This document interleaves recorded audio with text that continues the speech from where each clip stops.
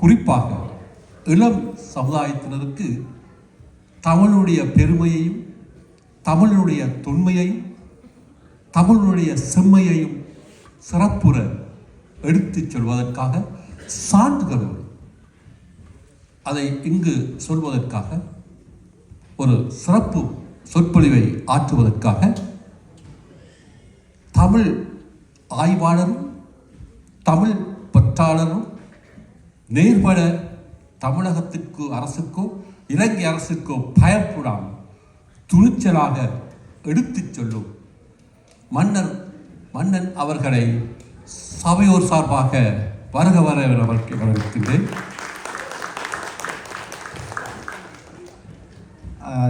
ஆடியன்ஸுக்கும் லைட்டை போட்டுருங்க. இது வந்து எப்படின்னா கேள்வி பதில் மாதிரி தான். வரலாற்றில் உங்களுக்கான எந்த கேள்வினாலும் நீங்கள் கேட்கலாம். அது தரவுகளோடு வந்து மன்னர் உங்களுக்கு விளக்கம் அளிக்க இருக்கிறாரு. ஸோ அதனால் உங்கள் சைட்லேயும் ஒரு மைக் வரும். நீங்கள் உங்களுக்கான கேள்விகள் என்ன மாதிரி இருந்தாலும் நீங்கள் கேட்கலாம். ஆமாம், முதற்கண் அவர் ஒரு ரத்தின சுருக்கமாக ஒரு ஒரு சின்ன சொற்பொழிவை வழங்குவார். அதற்கு பின்பு உங்களுடைய சபை மத்தியிலே உங்களுக்கு இருக்கின்ற ஐயங்கள், ஐயப்பாடுகள், தெளிவின்மை, மயக்கங்கள் இவைகளை தயக்கமின்றி நீங்கள் மன்னரிடம் சொன்னால் மந்திரி அமைச்சர்களுக்கு அழகான பதிலை தருவதற்கு இதோ மன்னன் முடிசூடா மன்னன் இதோ வந்திருக்கிறார். எல்லாருக்கும் வணக்கம். நான் முதல்ல கொஞ்சம் மன்னிப்பு கேட்டுக்கிறேன். ஏன்னா எனக்கு 2 ஆண்டுகளுக்கு முன்பாகவே இந்த அமைப்பிலிருந்து அழைப்பு விடுக்கப்பட்டது. நான் அப்புறம் அந்த அமைப்பு எவ்வளோ பேர் இருக்கிறாங்க எல்லாம் கேட்டேன். நான் கேட்குறப்போ உறுப்பினர்கள் ரொம்ப குறைவாக இருந்தார்கள். எனக்கு வந்து அவ்வளோ பெரிய செலவு வைக்கணுமா அப்படின்ற ஒரு எண்ணம், ஒரு பெரிய தயக்கம் எனக்கு. ஏன்னா இப்போ நாடு கடந்து வாழக்கூடிய மக்கள் ஒவ்வொரு ரூபாயும் எப்படி சம்பாதிக்கிறாங்கன்னு எனக்கு தெரியும். அது வந்து அவங்களுக்கு ஒரு பெரிய செலவாக இருக்கக்கூடாது அப்படின்னு நான் நினச்சேன். ஆனால் பின்னாடி வந்து ஒரு காலத்தின் தேவை, நம்ம அதை பேச வேண்டிய சூழ்நிலையில் இருக்கும். ராவணனுடைய வரலாற்றை நாம் பேசலைன்னா சிங்களர்கள் பேசுவாங்க இல்லையா? அதனால் அந்த சூழ்நிலையினுடைய வீரியம் கருதி பரவாயில்ல நம்ம வந்து போயிட்டு வருவோம் அப்படின்ட்டு நான் வந்தேன். அப்போது வர்றப்போ ஜெயசிங்கம் சார் அவர்கள், மரிக்கோ அக்கா, அப்புறம் நிதி சார் அவர்கள், கீத், நிறைய பேர் வந்து எனக்கு எப்படி சொல்கிறது, நான் வந்து எங்கள் வீட்டில் ஏசி கிடையாது. நான் பணியாற்றக்கூடிய அலுவலகத்தில் ஏசி இருந்துச்சுன்னா அதை நான் 21 வைப்பேன். ப்ளஸ் 21ன்றது எனக்கு குளிராக இருக்கும். புரியுது இல்லைங்களா? நான் நார்வேக்கு போகணும். அது எப்படி இருக்குன்னா, என் வீட்டு ஃப்ரிட்ஜை விட 5 டிகிரி கம்மியாக இருக்கிற இடத்துக்குள்ளே நான் போகணும். எப்படி இருக்கணும்? எனக்கு வந்து போகிறதுக்கான எந்த ஒரு இதுவும் வரல, இயல்பாக வரல. நம்ம வெளிநாட்டுக்கு போக போகிறோம், நம்ம போர்வுக்குள்ளே போக போகிறோமோ அதுதான் நமக்கு அப்படி இருந்தது. இருந்தாலும் கூட உங்களெல்லாம் பார்க்கணுன்ற ஒரு ஆசை இல்லை. ஏன்னா நான் வந்து தமிழர்கள் கஷ்டப்பட்டது நிறையா பார்த்துருக்கேன், பக்கத்துலேருந்து பார்த்துருக்கோம், கையேறு நிலையில் பார்த்துருக்கோம். ஆனால் தமிழர்கள் நல்லா இருக்கிறதையும் வந்து பார்க்கணும் இல்லையா? அந்த ஒரு மகிழ்ச்சியில் தான் நான் இங்கே வந்திருக்கிறேன். வர்றதுக்கு தாமதமானதுக்கு நான் மன்னிப்பு கேட்டுக்கிறேன். இந்த இடத்த பொறுத்த வரைக்கும் ரொம்ப அருமையாக இருந்தது. இந்த மாணவர்களுடைய அந்த நிகழ்ச்சிகள்லாம் இருக்கட்டும். ஏன்னா நம்ம எல்லாருமே என்ன யோசிப்போம்னா, நம்ம ஏதாவது தப்பாக பண்ணிவிடுவோமான்னு யோசிப்போம். இந்த சமுதாயம் நமக்கு அந்த பயத்தை தான், மிக குறிப்பாக வந்து ஆசிய நாடுகளில் வந்து நம்ம தப்பாக பண்ணிவிடுவோமோன்ற அச்சத்தோடு தான் நம்ம வளர்க்கப்படுறோம். அந்த அச்சம் வந்து என்ன ஆகுதுன்னா, நம்ம வளர்ச்சிக்கு பெரிய அளவில் வந்து ஒரு தடையாகிடுது. நம்ம வந்து ஒரு கதை பார்த்துருப்போம்ல, முயல் கதை, ஆமை கதை, ரெண்டுக்கும் போட்டி நடக்கும். ஆமை வந்து முயலை ஏமாற்றி ஜெயிச்சிரும் அப்படின்னு பார்ப்போம். திருப்பி இன்னொரு போட்டி வச்சா அந்த போட்டியில் கண்டிப்பாக வந்து முயல் ஜெயிச்சிரும். முயலும் ஜெயிக்கும், ஆமையும் ஜெயிக்கும். அப்புறம் எது ஜெயிக்காதுன்னு பார்த்தா முயலாமை தான் ஜெயிக்காது அப்படிம்பாங்க இல்லையா? இப்போது இங்கே வந்து விளையாடக்கூடிய விளையாட்டு வீரர்கள் 2 அணியாக இருப்பாங்க. ஏ அணியும் ஒரு நாள் ஜெயிக்கும், பி அணியும் ஒரு நாள் ஜெயிக்கும், எல்லா வீரர்களும் ஒரு நாள் ஜெயிப்பார்கள். ஆனால் விளையாடுறதுக்கு பயந்துக்கிட்டு, தோல்விக்கு பயந்துக்கிட்டு ஒருத்தவங்க கலையரங்காமல் இருக்காங்கல்ல, அவங்க தான் என்றைக்குமே ஜெயிக்க மாட்டாங்க இல்லையா? அப்போது விளையாடுறதுக்கு இல்லை ஒரு விஷயத்தை வந்து நிகழ்த்து கலைக்கு மேடைக்கு வர்ற ஒவ்வொரு நபரும் வெற்றியாளர்கள் தான். இதை தான் நம்ம வந்து அடுத்த தலைமுறைக்கு கொண்டு போய் சேர்க்கணும். நமக்கு இருந்த பயம், அச்சம், கொஞ்சம் வெக்கம், இதெல்லாம் வந்து இல்லாத ஒரு தலைமுறையை அடுத்த தலைமுறையை கொண்டு போனால் தான் அவங்க வந்து ஒரு நல்ல உயரங்களுக்கு போக முடியும். அதை வச்சு பார்க்குறப்ப இங்கே வந்து மாணவர்கள் ரொம்பவே நல்லா பண்ணாங்க. இவங்க ஒவ்வொருவரையும் தொடர்ந்து ஊக்குவிக்குமாறு இந்த அமைப்புக்கிட்ட நான் வந்து ஒரு வேண்டுகோள் விடுத்துக்கிறேன். அடுத்து பார்த்தீங்கன்னா, என்எஸ் கிருஷ்ணன் வந்து ஒரு நகைச்சுவையில் சொல்லுவார். இப்போ வந்து முன்னாடி கை ரிச்சான்னு ஒன்று இருக்கும். கை ரிச்சானா மனுஷங்க இழுத்துட்டு போகிற ரிச்சா இருக்கும். அந்த ரிக்ஷாவில் யாராவது உட்காடுறப்போ உட்கார ஒரு சாஞ்சு உட்காந்தாருன்னா அந்த ரிக்ஷா மேலே போயிடும். அதனால் அந்த ரிச்சா ஓட்டர் என்ன சொல்லுவாங்கன்னா முன்னாடி வாங்க அப்படின்னு சொல்லிட்டே இருப்பார். அப்போ என்எஸ் கிஷன் சொல்லுவார், இந்த உலகத்திலேயே என் முன்னேற்றத்தை மேலே அக்கறை இருக்கிற ஒரே ஆள் அவன் தான், எப்போ உட்காந்தாலும் முன்னுக்குவான்ட்டு சொல்லிட்டு இருப்பான்னு. அந்த வேலையை இன்னைக்கு ஃபோட்டோகிராஃபர் பார்த்துட்டு இருந்தார். ரைட். ஏன்னா அவருக்கு வந்து வெளிச்சம் வேணும், நமக்கு வந்து வெளிச்சம் வேணாம், கண்ணுக்குள்ளே அடிக்குது. இருந்தாலும் அவர் கடமையை அவர் பார்க்கணும் இல்லையா? அதனால் இங்கே எல்லாருடைய கூட்டு முயற்சிகள் நல்லா நடந்துக்கிட்டு இருந்தது நிகழ்ச்சி. நடுவில் வேற சைரன்லாம் அடிச்சுக்கிட்டு இருந்தாங்க. எனக்கு என்னன்னு புரியலை, நம்ம நிற்கிறதா ஓடுறதா அந்த குழப்பெல்லாம் இருந்தது. இருந்தாலும் இது எனக்கு வெளிநாட்டுக்கு வர்ற முதல் அனுபவம். இது வந்து நல்ல அனுபவமாக இருந்துச்சா, நார்வே பிடிச்சிருந்ததா அப்படிலாம் வந்து சார் அடிக்கடி கேட்டாங்க. ஔவையார் சொல்லியிருக்காருங்க எனக்கு பிடிச்சிருக்கா இல்லையான்ட்டு. என்ன சொல்லியிருக்காங்க? நாடா கொன்றா, காடா கொன்றா, அவளா கொன்றோ, மிசையா கொன்றோ, எவ்வளி நல்லவர் ஆடவர் அவ்வளி நல்லே வாலிய நிலனே. அதான் புரிஞ்சா? நாடா இருக்கட்டும், காடா இருக்கட்டும், மேடா இருக்கட்டும், பள்ளமா இருக்கட்டும், எங்க நல்ல மனிதர்கள் வாழ்கிறார்களோ அந்த நிலம் நல்ல நிலம் என்று ஔவையார் சொல்லியிருக்கிறார். அப்படி பார்க்குறப்போ நார்வேயை எனக்கு ரொம்ப பிடிச்சிருக்கு. உங்கள் அனைவரையும் சந்தித்ததில் எனக்கு ரொம்ப மகிழ்ச்சியாக இருக்குது. நம்ம நிறையா பேரை பார்ப்போம். நம்ம வந்து பட்டிமன்ற பேச்சாளர்களை பார்ப்போம், அல்லது வந்து கவுன்சிலர்ஸை பார்ப்போம். நம்ம வந்து வரலாற்று ஆய்வாளர்களை வந்து ரொம்ப அரிதாகத்தான் பார்ப்போம். ஆனால் வரலாறு குறைவாக இருக்கக்கூடிய மக்கள் வரலாற்று ஆய்வாளர்களை அடிக்கடி பார்ப்பாங்க. ஏன்னா அவங்க வரலாறு இத்தனோடு தான் இருக்கும் இல்லையா? ஒரு சின்ன ஒரு விஷயம் நடந்துச்சுன்னா கூட அது கண்டுபிடிச்சிருக்காங்க, இது கண்டுபிடிச்சிருக்காங்கன்னு பேசிகிட்டு இருப்பாங்க. நமக்கு கடல் அளவு வரலாறு. இங்கே சார் அவர்கள் சொன்னது கவனிச்சிருப்பீங்கன்னு நினைக்கிறேன். உலகத்தில் மிக நீண்ட காலம் அரசாண்ட முதல் 5 அரச வம்சங்களில் 3 அரச வம்சங்கள் தமிழர்களுடைய அரச வம்சங்கள். அவ்வளோ பெரிய வரலாறு நம்ம கிட்டக்க இருக்குது. ஆனால் அந்த வரலாறு வந்து நம்ம பாட புத்தகத்துலேயும் இருக்காது, நம்ம வாழ்க்கையிலையும் இருக்காது. நம்ம வந்து வரலாற்று ஆய்வாளர்களை பார்க்க மாட்டோம், பேச மாட்டோம். இந்த மாதிரி வரலாற்றிலிருந்து ஒதுக்கி வைக்கப்பட்ட ஒரு சமூகமாக தமிழர் சமுதாயம் இருந்து கொண்டிருக்கிறது. அப்போ அந்த மாதிரி சூழ்நிலையில் ஒரு நபரை நீங்கள் பார்க்குறப்போ ரொம்ப வித்தியாசமாக தான் அவங்களுக்கு இருக்கும் இல்லைங்களா? இது வரைக்கும் பார்க்காததான் இருக்கும். ஆனால் அவங்கள்ட்ட எல்லார்கிட்டையும் கேள்விகள் இருக்கும். இப்போது நான் வந்து எனக்கு தோணுனதை பேசிட்டு போயிடலாம். ஆனால் அதை தாண்டி உங்களுடைய கேள்விகள் என்ன அப்படின்றதுக்கு பதில் சொன்னால் அது நேர்மையானதாக இருக்கும் அப்படின்னு நான் நம்புகிறேன். அந்த அடிப்படையில் வந்து இது எனக்கு ஃபோக்கஸ் லைட் வச்சு நான் பேசுகிறேன் அப்படின்னு கிடையாது. நீங்கள் கேளுங்க, சரிங்களா? நீங்கள் கேட்குறதுக்கு வரலாற்று ரீதியாக என்ன பதில் இருக்கிறது என்பதை நான் சொல்கிறேன். அது மூலமாக வந்து உங்களுடைய புரிதல் வந்து மாறுபடலாம் இல்லையா? ஏன்னா வந்து நிறைய பேர் தமிழர்களை கேள்வி கேட்டுக்கிட்டே இருக்காங்க. ஆனால் அந்த கேள்வியை போய் யார்கிட்ட கேட்குறதுன்னு தமிழர்களுக்கு தெரியல. இதுதான் நம்மளுடைய பிரச்சனையாக இருக்கிறது. அப்படி நீங்கள் உங்கள் கிட்டக்க வந்து பதில் சொல்ல திணறிய, அல்லது பதில் தெரியாத, அல்லது நீங்கள் வெகு காலமாக பதில் தெரிந்து கொள்ள வேண்டும் என்று நினைக்கக்கூடிய கேள்விகள் எதுவாக இருந்தாலும் நீங்கள் கேட்கலாம். தொடர்ந்து பேசுவோம். முதல் கேள்வி ஆன்ல இருக்கான்னு கேட்டிருக்காரு. ஆமாவா இல்லையான்னு சொல்லுங்க. அதான் நீங்க கேட்கலாம். அதுக்கு முன்னாடி முதல்ல இப்போ ஒரு சர்ச்சை போயிட்டு இருக்கு இல்லைங்களா? இந்த கர்நாடக இசை வந்து தமிழ் தான் மூலமா இல்ல கர்நாடக இசை அது தனியா தானாவே தோன்றிச்சா? அதுல இருந்து அதாவது பார்த்தீங்கன்னா தமிழுக்கு வந்து இயற்றமிழ் இருக்கு, இசைத்தமிழ், நாடகத்தமிழ். நம்ம இயற்றமிழ் நமக்கு எல்லாருக்கும் ஓரளவுக்கு தெரியும். இந்த இசைத்தமிழ், நாடகத்தமிழ்ங்கிற 2 தமிழை பற்றி நமக்கு பெருசாக தெரியாது. 15ஆவது நூற்றாண்டுக்கு முன்பாக கர்நாடக இசைன்னு ஒரு மண்ணும் கிடையாது, ஒன்றுமே கிடையாது. தமிழில் பார்த்தீங்கன்னா பண் அப்படின்னு சொல்லுவாங்க. இந்த பண்ணில் நிறைய பண்கள் இருக்குது. சங்க காலத்தில் பார்த்தீங்கன்னா 2000க்கும் மேற்பட்ட பண்கள் இருந்ததுன்னா இப்போ வந்து ஒரு 98 பண்களை நம்ம வந்து எடுத்துருக்குறோம். இந்த பண்ணுங்கிறது தான் நம்முடைய இசை. அந்த பண்ணில் ஒரு பண்ணுக்கு வந்து திருவிராகம் அப்படின்னு பேர். திருவிராகம் அப்படின்னு அதில் இருக்க விராகம்ங்கிற வார்த்தையை தூக்கி ராகம்னு பிரித்து பண்களுக்கு சமஸ்கிருதத்தில் பேரை மாற்றி 16ஆவது நூற்றாண்டில் உருவாக்கப்பட்டது தான் இன்றைக்கு இருக்கக்கூடிய கர்நாடக சங்கீதம். இதை பற்றி ஆபிரகாம் பண்டிதரில் ஆரம்பித்து அருணாச்சலம் அவர்கள், இப்போ இருக்கிற மம்முதுன்னு ஒரு ஆய்வாளர் இருக்காங்க, அவங்க எல்லாரும் காரி துப்பி எழுதியிருக்கிறோம்.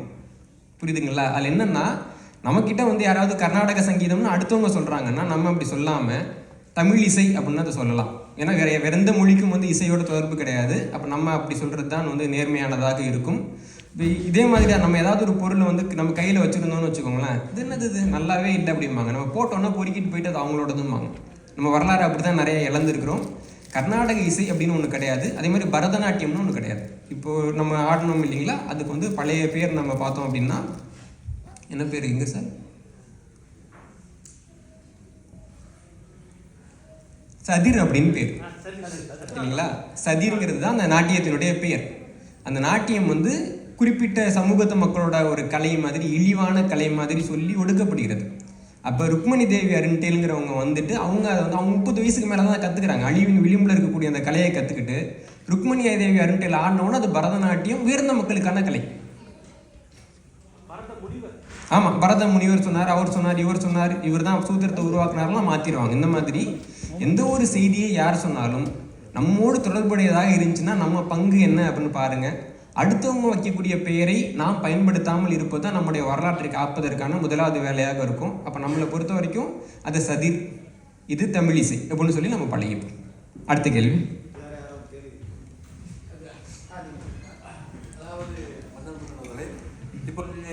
நாட்டுக்கூத்து நீங்கள் பார்த்தேன் அல்லவா? இது ஒரு விளைஞ்சிமலை கிராமத்தில் இன்று வரை கூட அந்த நாட்டுக்கலையை கூத்துக்கலையை எனக்கு ஒரு கேள்வி வந்து, இந்த கூத்துல 2 வகை கூத்து இருக்கு. ஆரிய கூத்து ஆடினாலும் சொல்லி ஆரிய கூத்து இருக்குல்லவா, ஆரிய கூத்து எங்கள் தமிழ் கூத்து. இந்த கூத்து அதை விட நாங்கள் இன்னும் சொல்ல போகிறோம், இன்னும் ஆழமாக போக சொன்னால் தில்லை கூத்தன் சிவன் அவன் ஆடிய கூத்து அம்பலத்தி ஆடினான் கூத்தெல்லாம் இருக்கு. அப்படி இருந்ததுன்னு சொன்னால் சங்க காலத்தில் அந்த கூத்து வடிவம் இருந்திருக்க வேண்டும். ஆனால் அந்த கூத்தினுடைய சிதைவுகள் தான் இங்கே நாங்கள் இருக்கிற இங்கே தமிழகத்து ஈழத்தில் இருக்கிற கூத்து வடிவங்களா? அதை பற்றி எங்களுக்கு ஒரு சின்ன விளக்கம் தர முடியுமா உங்களுக்கு? இப்போ நாடகம்னு சொல்கிறோம் இல்லைங்களா, இசைத்தமிழ், இயற்றமிழ், இசைத்தமிழ், நாடகத்தமிழ் அப்படின்னு. இந்த நாடகத்தமிழினுடைய ஒரு வடிவம்னா இந்த கூத்து அப்படிங்கிறது. இப்போது நம்மளுடைய நிறைய இலக்கியங்களில் இந்த கூத்தோட அம்சம் இருக்கும். கூத்துன்னா எப்படின்னா, நான் உங்களுக்கு சொல்கிறேன், சொல்லாத ஒரு விஷயம் அதில் வந்து உங்களுக்கு பாவனையில் இருக்கும், மெய்ப்பாடில் இருக்கும். அந்த மெய்ப்பாடும் சொல்கிறதும் சேர்றப்ப தான் அது உங்களுக்கு முழுசாக புரியும். ஒரு உதாரணம் சொல்கிறேன். நெல்லைக்கண்ணன் அவர்கள் வந்து இதை சொல்கிறப்போ ரொம்ப அருமையாக இருக்கும். இப்போ நம்ம கூட இல்லை. என்னன்னா, இப்போது கண்ணகி உட்காந்துருக்காங்க, கோவலன் போய் பார்க்குறான் அந்த பொண்ணை. போய் பார்த்துட்டு மாசரு பொண்ணு அப்படிங்கிறான். ஏன்னா அவன் வியாபாரி, ரைட்? இப்போ போலீஸ்காரன் பிள்ளைய கொஞ்சம் ஒன்றா எப்படி கொஞ்சம் திருட்டு போயிடலே அப்படின்னு கொஞ்சம் பார்க்குறோம் இல்லையா? அவங்க மொழி தான் அவங்களுக்கு வரும். வியாபாரி பொண்ணை பார்த்தோன்னு என்ன சொல்கிறான், மாசரு பொண்ணு அப்படின்றான். சொன்ன உடனே அங்கே கண்ணகி சிரிக்கிறாங்கன்னு அதில் இருக்காது. எப்படி நம்ம புரிஞ்சுக்கிறோன்னா, மாசரு பொண்ணுக்கு அடுத்து என்ன சொல்கிறான்னா வலம்புரி முத்தே அப்படிங்கிறான். புரியுதா உங்களுக்கு? அந்த பொண்ணு வாயை மூடிட்டு இருந்துச்சுன்னா எப்படி வலம்புரி முத்தேன்னு சொல்ல முடியும்? புரியுதா? அப்போது அந்த இடத்துல ஒரு பாவனை இருக்குது. ரெண்டாவதா, நம்ம பயன்படுத்தக்கூடிய இந்த இசை வடிவங்களுடைய கூறுகள் வந்து அந்த பாடல்களில் இருக்கும். இப்போ வந்து ஒரு ராவணன் மாதிரி நிற்கிறப்ப பார்த்தீங்க இல்லைங்களா, இது மாதிரி அந்த காட்சியினுடைய அந்த சத்தம் சந்தம் வந்து அந்த பாடல்களில் இருக்கும். ஒரு உதாரணம், எல்லாருக்கும் அதிகமாக பயன்படுத்தக்கூடிய ஒரு உதாரணம், ராமாயணத்தில் கும்பகர்ணன் தூங்கிக்கிட்டு இருக்கான், எழுப்பணும். அவன் வந்து தூங்குறதுக்கு வரம் வாங்கிட்டு தூங்குறான். அப்போ அவனை எழுப்புறது வந்து எளிமையாக எழுப்ப முடியாது. அப்போ வந்து உலக்கையை வச்சு அவனை குத்தி எழுப்புறாங்க, காதில் குத்துறாங்க அவனை. இருக்கு இல்லைங்களா? இப்போ இந்த பாட்டை வந்து எழுதணுன்றப்போ அந்த பாட்டை நாடகமாக போட்டால் குத்திக்கிட்டே பாடணும். அப்போ குத்திக்கிட்டே பாடுறதுக்கு எப்படி இருக்கணுமோ அந்த மாதிரி எழுதியிருப்பாங்க. உறங்குகின்ற கும்பகர்ண உங்கள் மாய வாழ்வெல்லாம் இறங்குகின்ற திங்கு கான் எழுந்திராய் எழுந்திராய் கரங்கு போல விற்பிடித்த கால தூதர் கையிலே உறங்குவாய் உறங்குவாய் இனி கிடந்துறங்குவாய். அப்போ இந்த சந்தத்தில் இருக்குது. அப்படி அதே மாதிரி வந்து இந்த படகுல போகிற ஒரு காட்சி இருக்கும், கம்பராமாயணத்தில் இருக்கும். போகிறப்ப பார்த்தீங்கன்னா குகன் வந்து அந்த படகுல போயிட்டு இருப்பாரு. ஆனால் படகு வந்து கங்கையில் போகுது. கங்கையில் என்னன்னா அது ரொம்ப ஓட்டமாக இருக்கும் காற்று. அந்த காற்றுக்கு நடுவில் வந்து அவர் வந்து இருக்கிறாரு குகன். அவருக்கு வந்து அந்த கோபமும் இருக்குது, காற்றுல அந்த படகும் வந்து ஆடுது, அவருடைய மனசும் கோபத்தில் ஆடுது இல்லைங்களா? அப்போ இந்த கோபத்தில் வர்றது வந்து இந்த படகோட எதோ சொல்லியிருப்பாங்க, ஆழ நெடுந்திரை ஆறு கடந்தி இவர் போவாரோ, வேலை நெடும்படை கண்டு விளங்கிடும் இல்லாளோ, தோழமை என்றவர் சொல்லிய சொல்லுவர் சொல்லன்றோ, ஏழமை வேள் நிறந்தில நின்றனை ஏசாரோ அப்படின்னு இருக்கும். இது ஒன்று. அதே மாதிரி ஓடி வருவான் அனுமன், ஓடி வருவான், மூச்சு இறக்க ராமன்ட்ட பேசும். கண்டனன் கற்பினு கனியை கண்களார் தெண்டரை அலைகடல் இலங்கை தென்னகர் கண்ட நாயக இனித்துரத்தை ஐயமும் பண்டுல துயரமின் அனுமன் பண்ணுவான் அப்படின்னு எழுதியிருப்பார். எவ்வளோ பேருக்கு தெரியும்னு தெரில. இதைத்தான் எடுத்து அந்த நாள் ஞாபகம் நெஞ்சிலே வந்ததே நண்பனே நண்பனேன்னு பாட்டா போட்டாங்க இல்லையா? இந்த மாதிரி இந்த சந்தம் இருக்குல்ல, நம்ம படிக்கக்கூடிய அதுக்குள்ளே வந்து ஒரு பாவனை இருக்கும், ஒரு இசை இருக்கும், ஒரு நாடகம் இருக்கும். நாடகத்தை பற்றி நல்லா தெரிஞ்சவன் அந்த புத்தகத்தை படிக்கிறப்போ, இந்த பொன்னியின் செல்வன் படம் வந்ததுக்கப்புறமா அந்த புத்தகம் விற்க மாட்டேங்குது. ஏன்னா அவங்க வந்து வேறு சில பேரை மனசில் நினச்சி வச்சுருப்பாங்க. புரியுதா உங்களுக்கு? அதே மாதிரி ஒரு இசை தெரிந்த ஒருவர், கூத்து தெரிந்த ஒருவர் கம்பராமாயணத்தையோ பெரிய புராணத்தையோ படிக்கிறப்போ அது வந்து அவங்க மறுபடியும் காட்சியை அப்படியே விரியும். ஏன்னா காட்சிக்கு ஒரு இயலாமை இருக்குது. புரியுதா உங்களுக்கு? நமக்கு வந்து எல்லாத்தையும் பிரம்மாண்டமாக காமிச்சிடலான்னு தோணும். எழுத்துக்கு இருக்கக்கூடிய சுதந்திரம் வந்து காட்சிக்கு கிடையாது.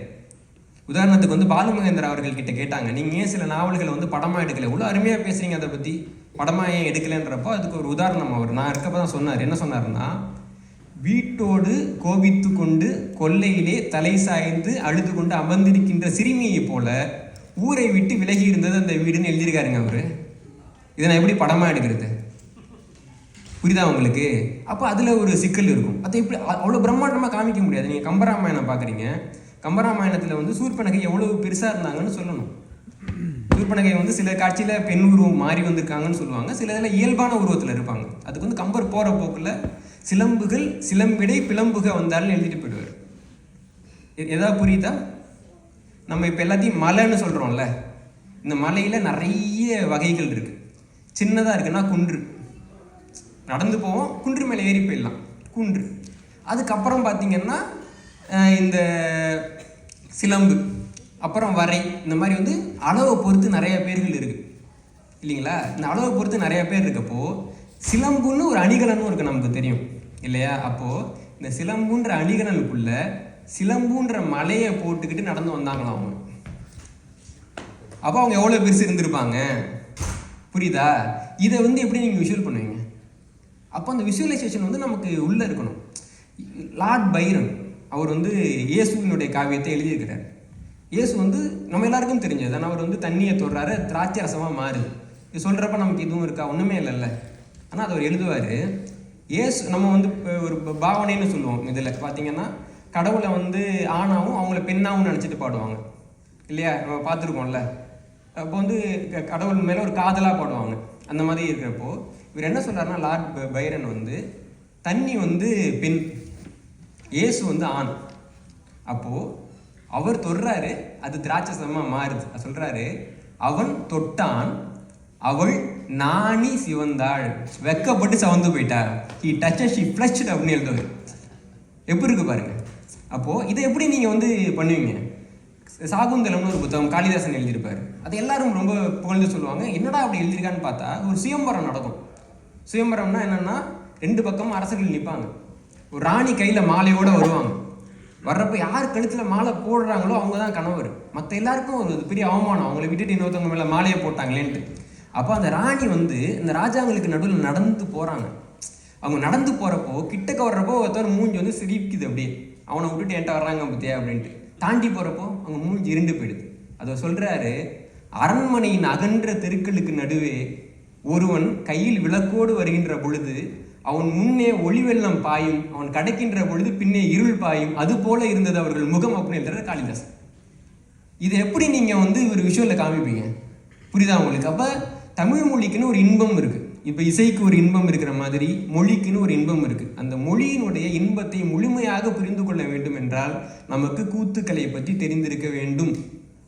நிறைய மொழிகளை பார்த்தீங்கன்னா அந்த கூத்தை காப்பாற்றுறாங்க. நம்ம பார்க்குறோம் இன்றைக்கி வந்து பெரிய பெரிய பிராட்வே தேட்டரில் வந்து சினிமாவுக்கு இருக்கக்கூடிய அதே மரியாதை நாடகங்களுக்கு இருக்குது. நாடக நடிகர்களே தெரியும். தமிழ்நாட்டினுடைய சாபக்கேடு, நமக்கு நாடகத்தையும் தெரியாது, நாடக நடிகரையும் தெரியாது, நமக்கு தெரிந்ததெல்லாம் திரைப்படம் மட்டும்தான். 650வது டேக்கில் நடிக்கக்கூடியவர் மிகச்சிறந்த நடிகர் என்றும், டேக்கே இல்லாமல் நடிக்கக்கூடியவங்க யாருன்னே நமக்கு தெரியாது இல்லையா? இதுதான் அது நம்முடைய கலை. நாம் அதை காக்க வேண்டும்ங்கிற அந்த நினப்பு இருக்கணும். நம்முடைய ஒட்டுமொத்த தமிழினுடைய ஒரு அங்கம் அப்படின்ற அந்த நினப்பு இருக்கணும்.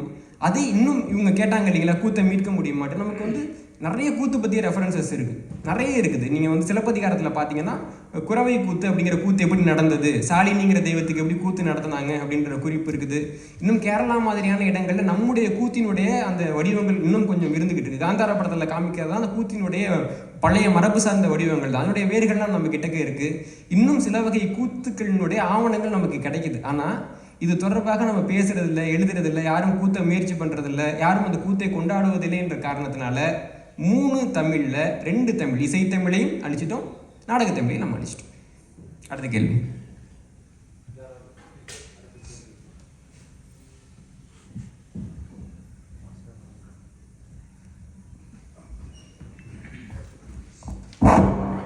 முதல்ல நன்றி.